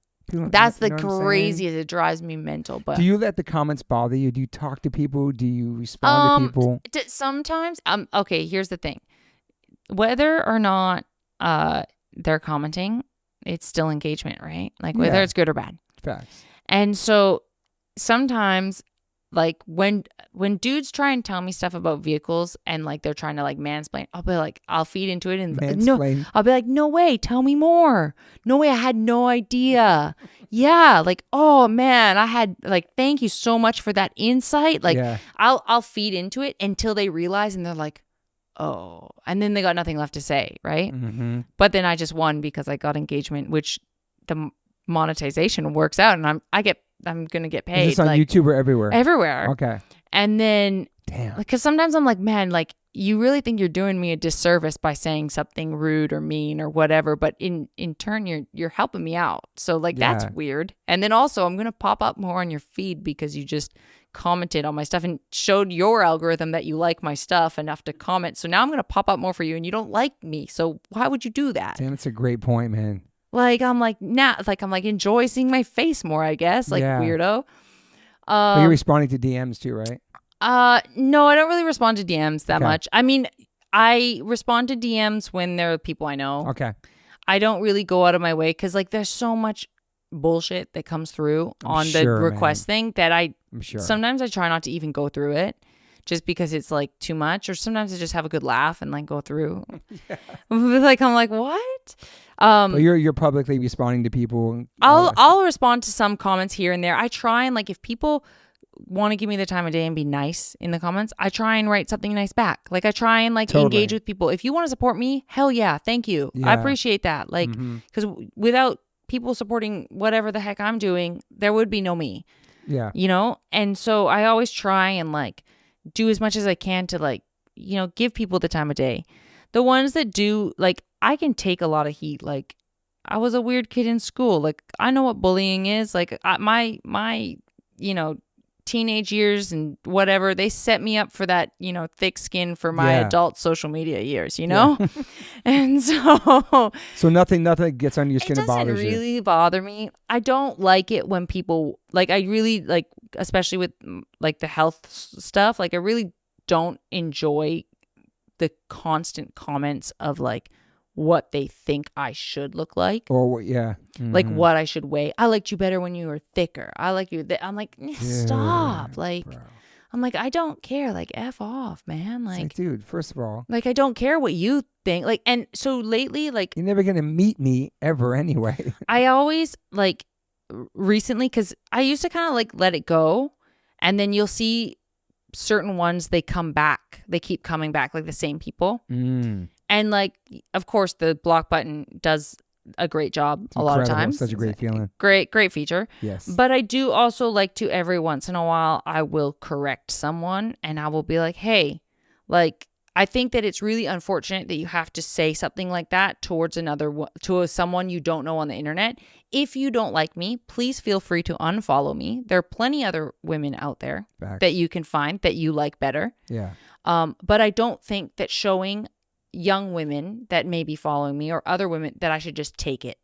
You know what I mean? Yeah, I love that. Like, to me, I'm like, there's young women on here and they shouldn't see you commenting like that either. Like and that is an okay thing. So I'm telling you to please unfollow me because that's not okay for me. Will they respond to you sometimes? Yeah. And some of them, they get their back up. And then a lot of times, actually, I get a lot of positive feedback from other people that see me comment like that to people and are like, hell yeah. And they're like, fuck that guy. Like, and then they'll go and they'll bully whoever the heck. And I don't have to be the bad guy. True. Like, I have a lot of really, really great people that follow me that I don't even know that will like stand up for me and say something in the comments back to people. Yeah. So I don't even have to like, because the problem is like, if I go at anyone in a type of way, then it's like, oh, Georgia's a bitch. But like, if someone else wants to say something, like it makes it okay. It's okay. Like, I don't have to say like certain things. You know what I mean? Like I don't have to go at someone. But like, I do think that like it's important for women to know that they can stand up for themselves and they don't have to be rude and they don't have to name call and you don't have to meet someone at their level, but you can like politely tell them to fuck off. Totally. While like you can scold them. Also being like, what the heck? I've also run into instances where I've gotten like young men, like teenage boys that'll say something and I will screenshot that shit and I will find their mom and send it to their mom. No problem. No way. Like I won't even respond to them. I'll be like, you need to deal with your son. And they're like, oh, Are you yeah, that sounds fucking- right. Are you serious? Yeah. Holy shit, dude, that's incredible. Like I don't take my time to do it very often, but every once in a while, if I have like an extra like half an hour in my day, I'm like, you know what? I got time for this right now. Sure. Let's see where this goes. And or I've done it one time where I like it was someone's dad and I took it and I sent it to his daughter and I was like, can you please tell your dad to get off of my social media? Like, I don't care. Like, have a chat with your mom. Whoa. Like, I'm like, this is like, because if it's that, I'm like, I don't care. Like, I'm like, so if it's sure. like a dad flirting or saying something disrespectful, like, whatever. so like if your dad is gonna come onto my social media and call me a whore out of no context, just a picture of me in my truck, I'm like, sure, game on, buddy. What is wrong with people, dude? Like, Isn't it crazy? Do people have time? Maybe I'm wrong for that, but like, I'm just like, you know what, like. In the real world, you would do that and you would get met with like a punch in the face. Absolutely. On the internet, they don't think they have consequences. No consequences. But the world still has consequences. Yeah. And I don't think that you should be rude or mean or derogatory to anyone. And it's not so hard to just scroll past something you don't like. I know. That's the thing. It's like, it's not that hard. And well, they want this conversation to happen. They want you to see it. They want a reaction. They want us to be noticed and like, look at me. I wrote something here. Yeah. Everybody's so accessible. Yeah. You know what I'm saying? That's the one thing about it. It's a necessary evil. We need to promote what we're doing, but it's also some dark shit there too, you know? Yeah. Yeah, exactly. Fuck. It's wild though. Like I just couldn't imagine like being like that to anyone ever. A stranger. You know what I mean? Just like for no reason. Like I'm like, and I always think like you got to consider the source. Like, how miserable must you be in your own life? True. That's what you're doing in your free time. All day people like doing I'm it. like, dang. Like I'm like, sad, how right? unhappy are you? Pretty sad. Like, what are you projecting? Yeah. Like you're projecting your own unhappiness onto, or trying to make others unhappy with you. And sorry, it's not going to work on me. It's pretty bro. sad though. If you think about it. They have Yeah. time to do that all day to somebody they're never going to meet. Yeah. Other people, I guess people aren't going to come say anything to your face in real life ever. No. Like never. And do you think all your followings from everything definitely helps you in real life too with all the stuff you do, obviously? Yeah. Like did people come out and see you in person? All this stuff? Yeah. I've taken a lot of photos at gas stations. Really? With the cars. Gas stations. Because you pull up in one of the Oh, vehicles yeah. and because the vehicle right away is recognizable. And yeah, especially like when I first moved down here, like because I was driving my Cutlass everywhere and it was wild. But on the flip side, like going back to like, oh, you can't get away from people here. Yeah. Like there was one day I was having a bad day and I was like crying and I'm like driving my car and I just need to get it back to the shop and I was like I was over it for the day and I was having a cry and I pull up to a stoplight and these guys pull up in a car outside me and they're like, Georgia, oh my God, can we get a picture? And I was like, oh yeah. Like I'm just like, I was like, oh man. So like that's nice. But you know what? It's cool meeting people and it's cool that people give a shit enough about me. Yeah. That they care. Like honestly, like I will always try and make time for whoever the heck because like there's no reason like what it's just me. Yeah. I'm just a normal person. Like I'm just regular and like yeah, I've done some cool stuff. But at the end of the day, like I'm just like a regular girl that's had some cool opportunities. You know what I mean? Yeah, you're human. You're just crying before you met those people. You know yeah, I'm like, you know, I'm just a human being. Do you do signings at these events too and stuff like that? Okay. Yeah. That's pretty common. Yeah, pretty normal. So what's like a day in the life for you at this moment? Right you're not doing now, a podcast. Like, what is your workout in the morning? Like, what's your day? Yeah, like? workout in the morning, every morning. I try. Like, I feel like that just like sets my mental up for like a good day. Yeah. Like, gets my anxiety, get all my jitters out, like whatever the heck is going on in my head, like just kind of like balance it all out. Are you an early bird? You wake up early? Yeah, mostly. I mean 6. If you call that early. It's pretty early, man. Yeah. My husband gets up at like and leaves for work at 7, so we try and get up together at 6 because he'll take Otis out. I'll make him his breakfast, and then like we kind of will sit together for a bit, and then we go and we part our separate ways for the morning. Okay. But then you hit the gym. I hit the gym, and then usually it's like I'll come back to the house, let Otis out because I don't like to leave him for too long. He's a responsible old man, but he definitely needs, to be let out. And then if I don't take him to the shop with me, he stays. But sometimes he'll come to the shop with me, and then we'll go pack orders and, Yeah.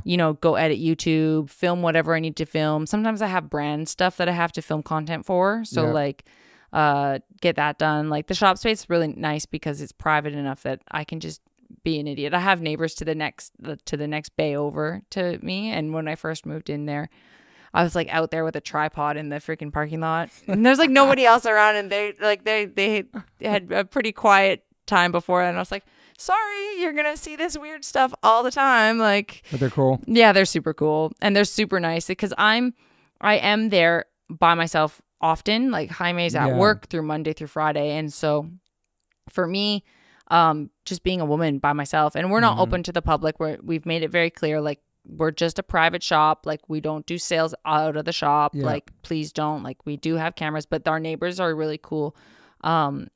They have even come over and they're like, look, like if somebody shows up, they're like, just ask us what we're getting for lunch, or like, and we'll come over here. Like, they're like, we'll always just check. I'm like, okay, cool. Like, so they just check on me all the time and make sure I'm good, which is awesome. But I'm just like the weird dork with a tripod doing dumb stuff. Like, and sometimes like content is like an experiment. And I'm like, maybe this will work. Maybe this won't work. Like, I got to film something 3 times to get angles of it from every single way. Like, you'd like walk one pass and you want like all the angles to edit together. Yeah. So do it again and do it again. You edit yourself too? Yeah. Damn. Yeah. What don't you do?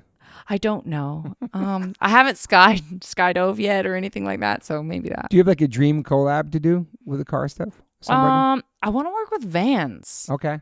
I think that would be sick. Those Vans, I wear Vans all the time. Yeah. So I might know a couple people there. Yeah, I might know somebody over there. Yeah, harass Vans for me. If anyone out there is listening to Vans. That'd be pretty sick, Vans. Actually. Yeah, it would be, right? Like your own Vans? Yeah. That'd be kind of sick. Right? I'll connect you to somebody as soon as you got the podcast, actually. Hell yeah. That'd be cool. Yeah. So Vans is your dream collab. Vans would be a sick collab, I think. I think that would align with me. I don't like to do stuff that with like, there are like lots of big and cool companies and whatnot, but like I got to do stuff that aligns with me. Like Modelo, the beer company, hit me up. They wanted me to do like a promotional thing for them. I was like, sorry, like I don't drink. Like it doesn't align. It doesn't make sense. I have another connect for you.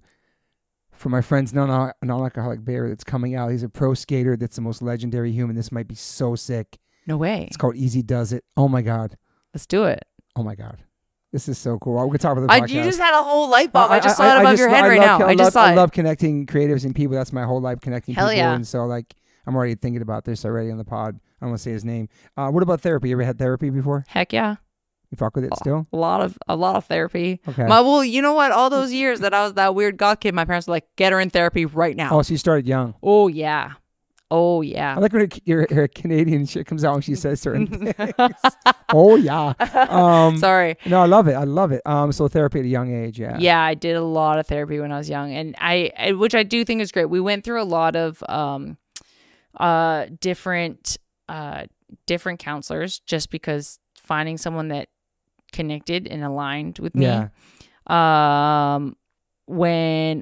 So my high school story was like, I did high school counseling and all that kind of stuff. And they had, I did counseling outside of high school as well. Like I'd had like a 1 day a week or something they would take me. But by the time I was in grade 11, I was skipping school so much that I was very suicidal. Fuck. And so the school counselor called my parents, and I was getting bullied real bad. Like kids would stand at the top of the stairs and I would walk down the stairs and they would try and spit on me I was like the target. Man. And so the school counselor called my mom. I was like, I don't know. I think I was like 2 months into grade 11 and they were like, you need to get her out of here or else she's going to take herself out.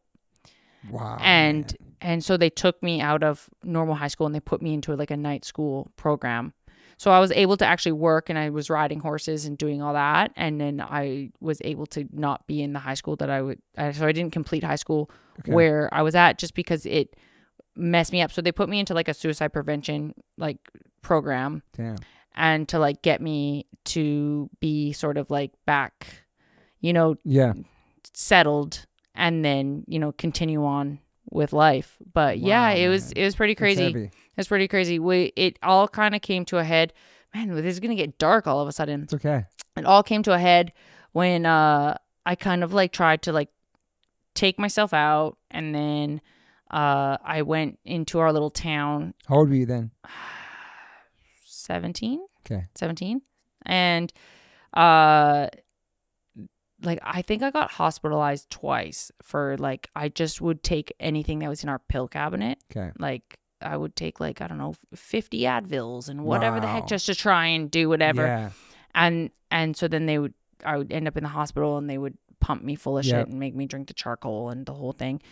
So I went into our town, and I was like in an alley, and like my dad came looking for me, and they called the cops, and the cops set us up with a counselor that was provided through the city. Okay. And that his name was Jim. And Jim saved our whole family. Like, damn, shout out to Jim. Fuck, man. Like, and fuck those bullies. It was wild. It was a wild ride. I'm glad you're alive and here talking to me. Yeah, I'm super glad. It was really dark. It was really, really dark. And so, and I think about it in the sense of like, we got through it and it was really tough. And, you see light on the other side, and you think about like, oh dang, like there's so many things that I wouldn't have experienced. But when I came down here and like you think that those thoughts and those things that you worked through are gone. Yeah. And then when you hit a dark spot again, it brings things up again. Yeah. Triggers things. And you don't realize that things can just be buried, Totally. That's why therapy's good for sure. Yeah. And like knowing how to work through certain things and how to talk about things. Mm-hmm. Talking about things is so important. Like you're doing right now though. Yeah. Right? Yeah. Here I am. And I'm talking about it without like crying and you're fucking I'm like dude. this is just life, you know? You ever done breath work? A little bit, yeah. And like Reiki. I've done some of the Reiki stuff too. I was seeing before I left, I was working with a mentor, left Canada, I should say. I was working with a mentor that did like a lot of like natural healing and like Reiki stuff. And and that was wonderful. Like a lot of breath work. And it really like kind of like set me up to just like ease a lot of anxieties. Nice. Ease a lot of anxieties. You an anxious person still? Yeah. I mean, yes and no. The gym helps. Yeah. You drink coffee too? No. I'm bad with energy drinks though. I never tried one my whole life. You've never tried an energy Monster drink? Or a Red Bull, none of that shit. No way. No, plus I can't because I'm liquid death. But I never tried it. I heard it's really all kinds of crazy. I mean, there's certain ones that have way more caffeine than others. I like yerba mate. Okay. That's natural caffeine, I guess. Yeah, like green tea. What do you want? Some Monster and some Red Bull shit? Look at this, man. Celsius. What are you sponsored by one of these companies now? No, okay. I'm not. Alani Nu. I like Alani News. Okay. They somehow, I don't know how it happened. Somehow I ended on the Alani Nu PR list, and every once in a while they send me a case of Alani Nu, and I'm like, a Celsius just appeared. Well, I'm with this company, so I can't really have. You can't talk about it. Shout out to Liquid Death, my sponsor, my everything, my life. Liquid Death, we love you. But dude, bullies, man. Yo, what if we took a Liquid Death can and we put it under one of the vehicles that lowers down and crushed it? That'd be an ad. Let's go. Tell Liquid Death. I'll tell him. I'm gonna. You know what? Maybe I'll be your manager. Maybe I'll You should be my manager. I'll do all your fucking I could do collabs. so many freaking Vans. Let's a non-alcoholic drink. Fucking Liquid Death. Dude, we got remover in the house. Oh, you got your eyebrows. Yeah, you did my eyebrows. You have any of the tattoos you want to remove right now? I don't know. Think about it. Do you have the Lowrider logo on you? I saw it. It was hard. I saw it in the picture. That's hard. Yeah. You earned that shit, girl. Did I? Yeah, you fucking. And there's a wire wheel. Shit. That's cool. Wire wheel. You want to get more tattoos, probably? You know what? I'm always like, yes. And then I'm like, no. Do your parents like your tattoos? The older I get, the wimpier I'm becoming. Oh, yeah. It hurts. Like, I'm like, man, this sucks. Yeah, like, I have all these fruits and a tahini in here. That is so sick. And I have to finish it. Like the dragon fruits. That's I need so color cute. and stuff. I love watermelon. Holy shit. And up in there, it freaking sucks. But the girl that was working on it, she's in Canada. And so I got to go back up. And I can't just Do your parents love your tattoos? No. Okay, so the funniest thing is my dad is like super no tattoos. We almost talked him into it one time. Damn. One time.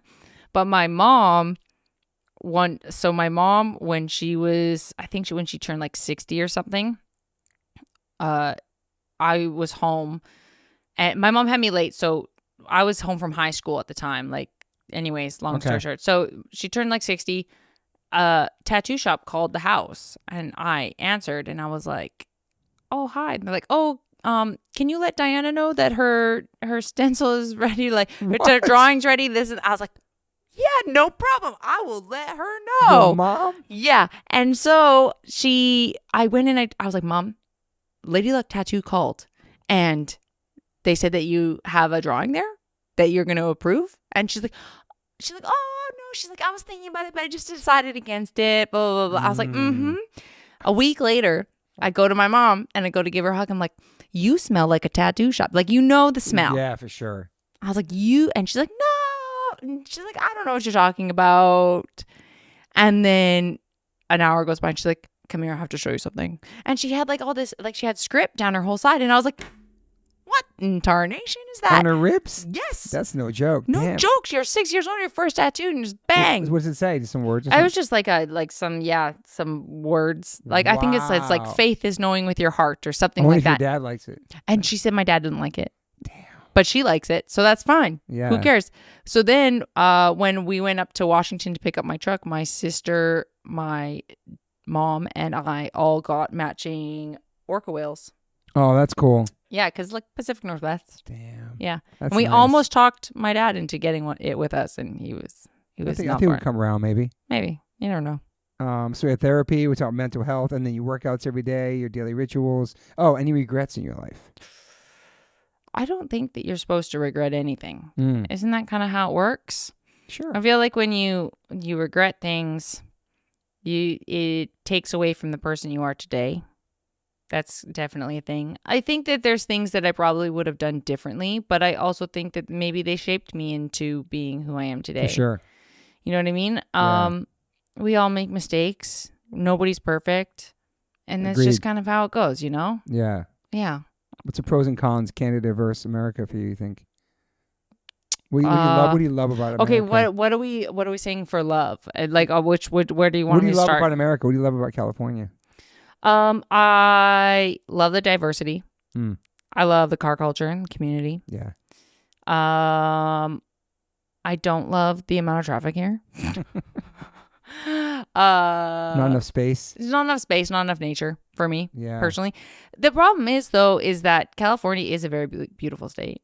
It really, really is. But when you come from somewhere like where I'm from, it's hard to compare it to, because you've been up there, haven't you? Yeah. Yeah. Sure. It's so green and It is lush and the ocean. And you can the drive to the green somewhere. You can, but you it's not just everywhere around you. Like you're in a cement city and a lot of brownery, not greenery. If I go to Runyon Canyon, which is 3 miles from me, I can go climb up that mountain and look down at all the green. It's pretty beautiful. That's nice. That's like my salvation, I guess, living here. Heck yeah. But I know what you're saying. You're like you want to be out there.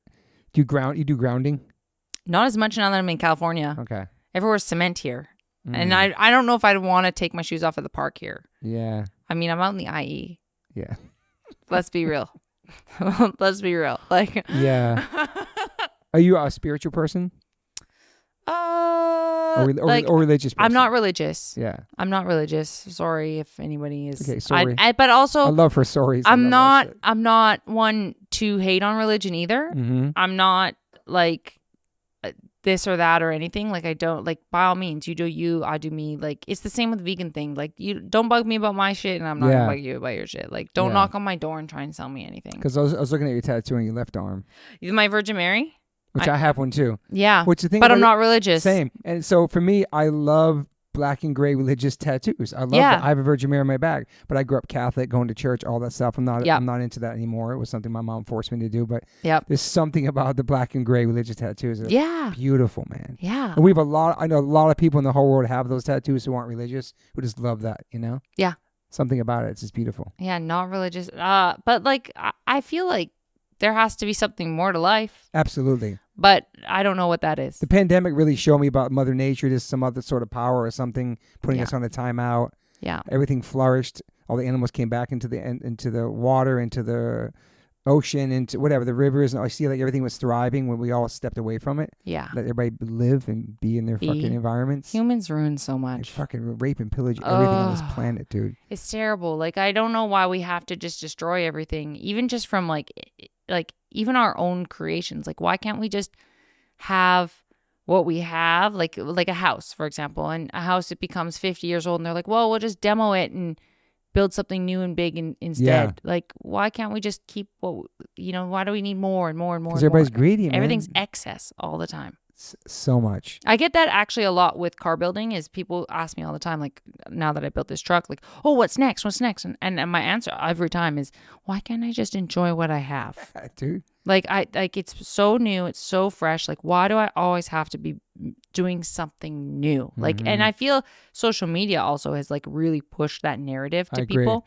It's like with our content creators and everything, they always have like something new, and they're pushing something more, and they're building something else, and they always have a new outfit and a new this and like, why do you need all of that? Like, you really just don't. Like, enjoy what you have. Yeah, of course, get the things that you want and work towards what you want, but you don't need more. Are you more of like a minimalist kind of with stuff? I'm a normalist. I have moments where I'm like, I want to get rid of everything. That's what I'm doing now. I'm getting rid of all my black t-shirts. Just purge it all out. Giving away all my shit. Like, I'm not going to be buried with this stuff. Maybe whatever I'm going to wear, but it's like I have so much shit I don't need, dude. Yeah. I'll go through my closet like least every 6 months, and I'll just start pulling stuff. I'm like, I don't use it. But I always want to see, I'm like, can I find a home for this? For sure. Like, for sure. Like, donate, whatever. I don't want it to end up in a landfill or donate it, or maybe someone I know wants to use it. Like, I end up with a lot of like stuff from modeling gigs and this and that, and I'm like, oh, maybe someone else wants this. I don't know. Yeah. Would you ever want to be a mom someday? I don't think so. You know what though? The funny thing is I used to be so anti-kid. Like, I wasn't a kid hater, but I was like, my sister would be out babysitting, and I'd be like, I would rather shovel shit in a barn. Like, I would make my money that way, And I wonder why that is. Yeah. I was all about the animals, but when I met my husband, like, I was like, oh, I could see having a child with you. That's dope. Would I want to bring a kid into this world right now? Not really. That's kind of where I'm at. That's how you raise them, though, too. Like, those bullies that fucked with you, that's how they were raised. That's what they saw in their household. That's just how you raise your kid. Yeah. Like, my son's a very compassionate, loving adult. I'm proud he's out in the world and making to make a difference. It's how you raise them, I don't know. It's kind of scary as well. Yeah. Especially raising a kid in Los Angeles, man. Yeah, like, where does anyone buy a house here? Like, where does anyone live? I'm lucky about this shit, 2004, bro. I know, dude. Like, I don't know. Like, and that's why we've talked about getting out of California or moving more Northern California, because it's like, what can you afford in SoCal anymore? I know. I'm lucky I have a smart wife who she's a business manager. Can she manage me too? Sure. My wife I remember my wife took my first money I made from Japan in like the early 90s. I think it was like, I'm just going to say in the podcast, it was like, maybe I was like $5,000 cash in like 93 or 4. She's like, give me that. I'm going to put it in something. Now that shit's worth like, I don't know, like almost $50,000 or some shit. I don't fucking know. Dang. Thank you, Mama. Yeah, she did that for, I didn't want to give up that money because I want it right now at that moment. How am I going to live without this money? She's like, trust me. She's a G with that shit. Like, all IRAs, like most of this house was bought with her Pepsi stocks. Heck yeah. She was doing the market at a very young age. That's cool. I know. At a very young age doing the markets. Yeah. I don't know. We both don't have managers. We don't have assistants. We don't have any We need to get it together. But I love the DIY ethic in you, and like you've been like that from the jump, is doing it yourself and is focusing on your grind and your hustle and staying in your lane and just being authentic. That's you. If there's a will, there's a way. Yeah. Yeah. And I appreciate that. I learned a lot today about the car world, just everything. Just, I don't know, man. Just being a woman in this world as well, too. That alone, not even just being a woman in this world, regardless of what you're doing in general is it's crazy. I have so much respect for women. They go through so much shit, man. You know what I mean? I don't know. I've always respected. My mom raised 3 kids on her own, all that shit, Dang. You know what I mean? Heck yeah. Women are badasses, man. What is some of your favorite music? Oh, gosh. What do you listen to on the way here? Any music? You know what I've been on right now? And it takes me back to high school. Leftover Crack. What? I know those dudes. That's a vibe. Who are you? What the fuck, dude? You serious? My favorite Why do you wait song. to the last thing to tell me leftover crack? My favorite song is "Life Is Pain," and the entire time I was building the tofu truck, that like I was on repeat all the time. So on my Spotify Wrapped last year, it was like #1 song, "Life Is Pain," leftover crack. I was That's so cool. That is so random. Yeah, that's a vibe. What? You like Rancid and stuff like that? Yeah, hell yeah. Oh. I saw Rancid in Seattle one time. I was in the mosh pit and I was like, turn around. And this was wild. I was 15. I went down there with a friend and I turned around and all of a sudden I was like, Miss Nazemi? And she's like, what? And I was like, what? And it was my grade 9 math teacher. Oh my God. In the pit for Rancid? Yes. It was the coolest moment. I was like, no way. And then we all went back to high school on Monday and I was like, I know what you did on the weekend. Holy shit. You like Pennywise? Yeah. Hell yeah. Trying to think of bands you would like. That's the vibes. Offspring, Green Day, stuff like that? No, not really Green Day. Okay. I've never really got into Green Day, to be honest with you. Shout out to Green Day. I know those dudes. The band's cool. I respect the band. I would never listen to their music, though. I love what they've done. Legends. OGs in the game, yeah. Yeah. But not really my cup of tea. Yeah. Yeah. Yeah. I mean. What about hip-hop shit? Oh, I'm kind of all over the map. Yeah, because you're in this world, too, of like all that kind of, but also oldies, too, is a big part of that culture. Oldies is a big thing. Yeah. But I like going back to like my, like we were talking about earlier, Boss Gags. Boss Gags. Boss Gags. Okay, respect. Bob Seger. Bob Seger, damn. Yeah, Bob Seger's a vibe. That was like, that's like my childhood. Like my dad always had Bob Seger on. A lot of Bobs. So, yeah. Boss Gags. Not Bob. But nobody mentioned him in the pod before. Boss Gags or that's interesting. Doobie Brothers. Damn. Yeah. Some classic shit. Yeah, the classic shit. But also, I'm sure The Cure. Yeah. Have you seen The Cure lately? No. Dude, they have a new record out last year. It's incredible. I saw it with the Deftones. It was amazing, dude. Really? Dang. Still killing it, The Cure, man. He just came out and sang with Olivia Rodrigo like 2 weeks ago. She brought him on stage at Glastonbury. Came out and did a song. I was like, oh shit, Robert Smith. His hair, the hair and the makeup. Still like want to kiss him. I met him one time. How old is he now? Like 60s, but I met him in real person. I just wanted to fucking hug him and kiss him. I don't give a fuck. More let me kiss him on the lips. He just seems so fragile. He does. He does. But he's so cool though, man. It's just cool. Like he sang in the Blink record and all that shit he did. So rad. So do you listen to current hip hop or stuff like that, or just oldies? Current hip hop? I don't know. Like I love Mac Miller. Yeah. Sad Mac Miller's That was gone. sad. And I really got into him later after his passing. I knew who he was. I watched that like Tiny Desk thing and all that shit. So he was good. So talented. Like Mac Miller was like, when I first got into lowriding, like I was always listening to Mac Miller. Okay. Like that for some weird reason, you would think that anyways. He's great though. Yeah, he's so great. And then recent stuff, I guess it would be like Dolph. Is like up there, Young Dolph. My son knows Young Dolph. Dolph. And like YG. He's always sick. YG did a photo shoot with my car. He did? So random. Holy shit, girl. Yeah. Are you serious? Yeah, that was like super random. That's dope. Yeah. Super Were you weird. there? Yes. Wow. Yeah, they had me I tried. It was funny because I didn't cool. know who it was for, and I was like trying to get out of it. I was like, oh, it's because they had it in Chatsworth. And I was like, oh, it's kind of far. Like from Riverside to Chatsworth, it's like 2.5 hours the freaking for the car to go that far. Like I'm like, I was like, they're like, okay, like you like come, like I was like, I can find you another car. Like I know a lot of people are like, no, we want your car. I was like, dang, like my car. I was like, that's pretty sick. Anyways, and then you get there and it's YG. Yeah, he's super tall too, right? He was really tall. He's handsome. Yeah, he's a tall dude. He kills it, dude. He's fucking legend. Got some new stuff out. It's been pretty good. He does. Yeah. Something my son played, man. I don't know, but I saw him perform live. He kills it, dude. He's a real one too. Like he's definitely out there. Yeah. Well, thank you for being here, and Dustin, thank you for making this connection. You told me about it a while ago, and shout out Removery. Removery, fucking laser treatment, taking care of business, lasering all people's eyes and eyebrows and body parts. Body parts, all the body parts. So people can find you on your Instagram, on your website, on your YouTube. Yeah, find me on the majority of them. It's just Georjah Erin, GeorjahErin. You can find me, Georjah Erin. And then the website is tiredautomotive.com now. So cool. Or Georgia.com, Georjah. Maybe I should start driving more, man. Maybe I got inspired. I could see you like in something low and slow. Like what? Really? Yeah. What do you see me in? I don't know. Get yourself Can like you build me something? Get yourself a Cadillac or something. A what? A Falcon. Yeah, my wife just had a 65 Falcon. She raffled off online and we just got rid of it. She's had it for 25 years. No way. We came and picked it up. It was a nice family. a guy was going to surprise his wife with it. They picked up in a big flat thing. It was a sad day, but my wife was happy. She made money back from it. So Okay, fair enough. But I do need something cool to drive, man. I don't know. Yeah, but I feel like because you're nervous in vehicles, I feel like maybe something small, like get like a Volkswagen or something. Volkswagen. Like an old Volkswagen. Yeah, I know. But I like the hydraulic shit. This shit's so good. Do you know Emmerichs? Why is that Johnny Emmerichs?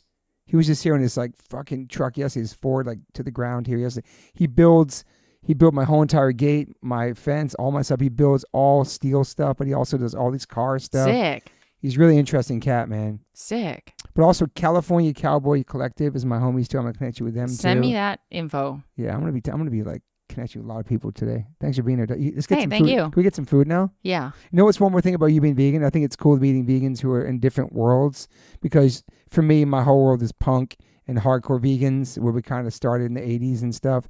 But then there's people living in your world doing what you do, who's just a vegan out there representing tofu. Just all the stuff you do in your world, I think it's awesome. Thank And you. we're all connected somehow. Yeah. You know what I'm saying? We do it for the animals. Yeah, we share this whole thing without even knowing it. You know what I mean? Yeah, and there's gonna be so many more vegans out there just doing regular shit and doing cool stuff. If you're listening to this, you better be vegan after this. Yeah. I'm telling you right now.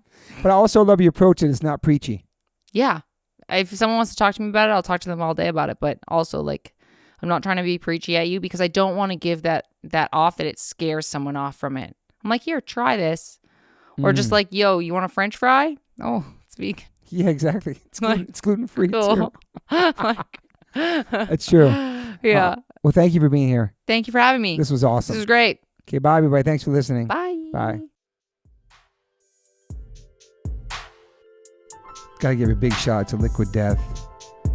I've been in a band called H2O for 30 years, and my first real job with a company is a water brand. Go figure. Love you, Liquid Death. Love the people. Love the brand. Love the concept. Love what they give back. Love the community. Love what they do for the environment. You can go liquiddeath.com/OLLC and get free shipping on any of their merchandise that they make. They have such incredible collabs. Also, if you want to hear the story of the CEO, my good friend Mike Cesario, on the podcast, you can go to episode 115, part 1. And then 2 years later, we dropped a part 2, which is episode 275, with the CEO, Mike Cesario. Just a man from Delaware with a dream, worked at a marketing company, and made this become a reality. Liquid Death is an incredible company, incredible water, incredible people. And I'm super, super honored to be part of them. They sponsor my life. They sponsor everything, my family.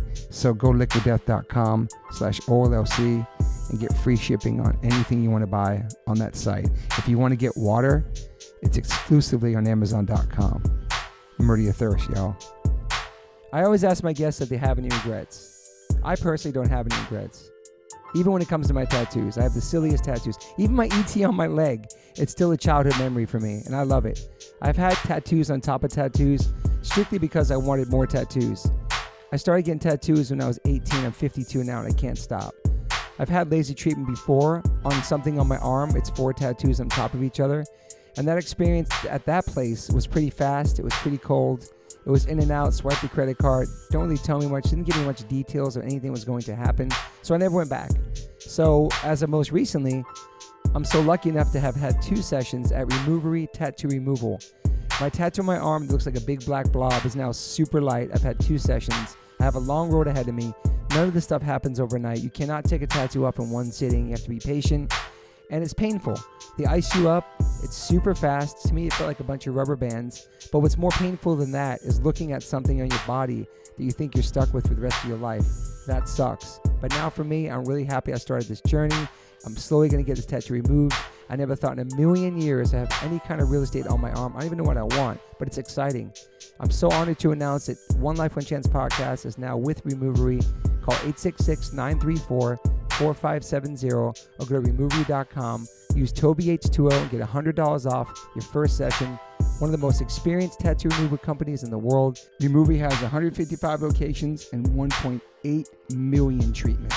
US, Canada, and Australia. State-of-the-art peak-away laser technology, cryo-technology to reduce any discomfort. This is so exciting for me because all I do in these podcasts is talk about tattoos, from day one, if you've been listening to this podcast, talk about tattoos, talk about getting removed, talk about getting covered up. So this is such a perfect fit for me. Definitely check out One Life, One Chance podcast, episode 281. I have Carmen Brody, Mike McTurnan, and Dustin Ortle from Removery. And this is over a 2-hour conversation. People had submitted questions. It's an incredible conversation breaking down the do's, the don'ts, the fears, process, the results, everything you could imagine about getting a tattoo removed. It's all in this podcast. It's an incredible episode. I appreciate them all coming out for it. So check that out if you want to learn more about Removery and what it's like to get a tattoo removed. Once again, go to Removery.com or call 866-934-4570. Use my code TOBYH20 and get $100 off. These guys are located everywhere. Try it out. I have a lot of friends who are sober, a lot of friends who are straight edge, a lot of my friends who are going through it. I know struggling with substance abuse and alcoholism can be really, really hard, especially knowing who to turn to. It can be really, really daunting. I'm here to say that a good friend of mine and his friend started this incredible treatment center called Refine Recovery. They gave me a phone number, 855-516-3332. You can text, you can call them. It's totally confidential. It's safe. There'll be somebody on the other line to help you out, a compassionate human being to talk to. They help you navigate the process, the insurance treatments. They accept most of private insurances. You can go refinerecovery.com, Refine Recovery Instagram. I know it's hard, but reach out to somebody, man. People care about you. People love you. People want you to be here for a long time. People love you in their lives. If you're going through it, make this phone call. It's totally private. I know people DM me all the time about going through it and going through sobriety and trying to get straight and trying to take care of themselves, and the struggle is totally real. And Refine Recovery is the definitely move. Reach out to them, 855-516-3332, or text them, 855-516-3332. You can call or text this number anytime, 855-516-3332. You know the drill. This number is here for you to call.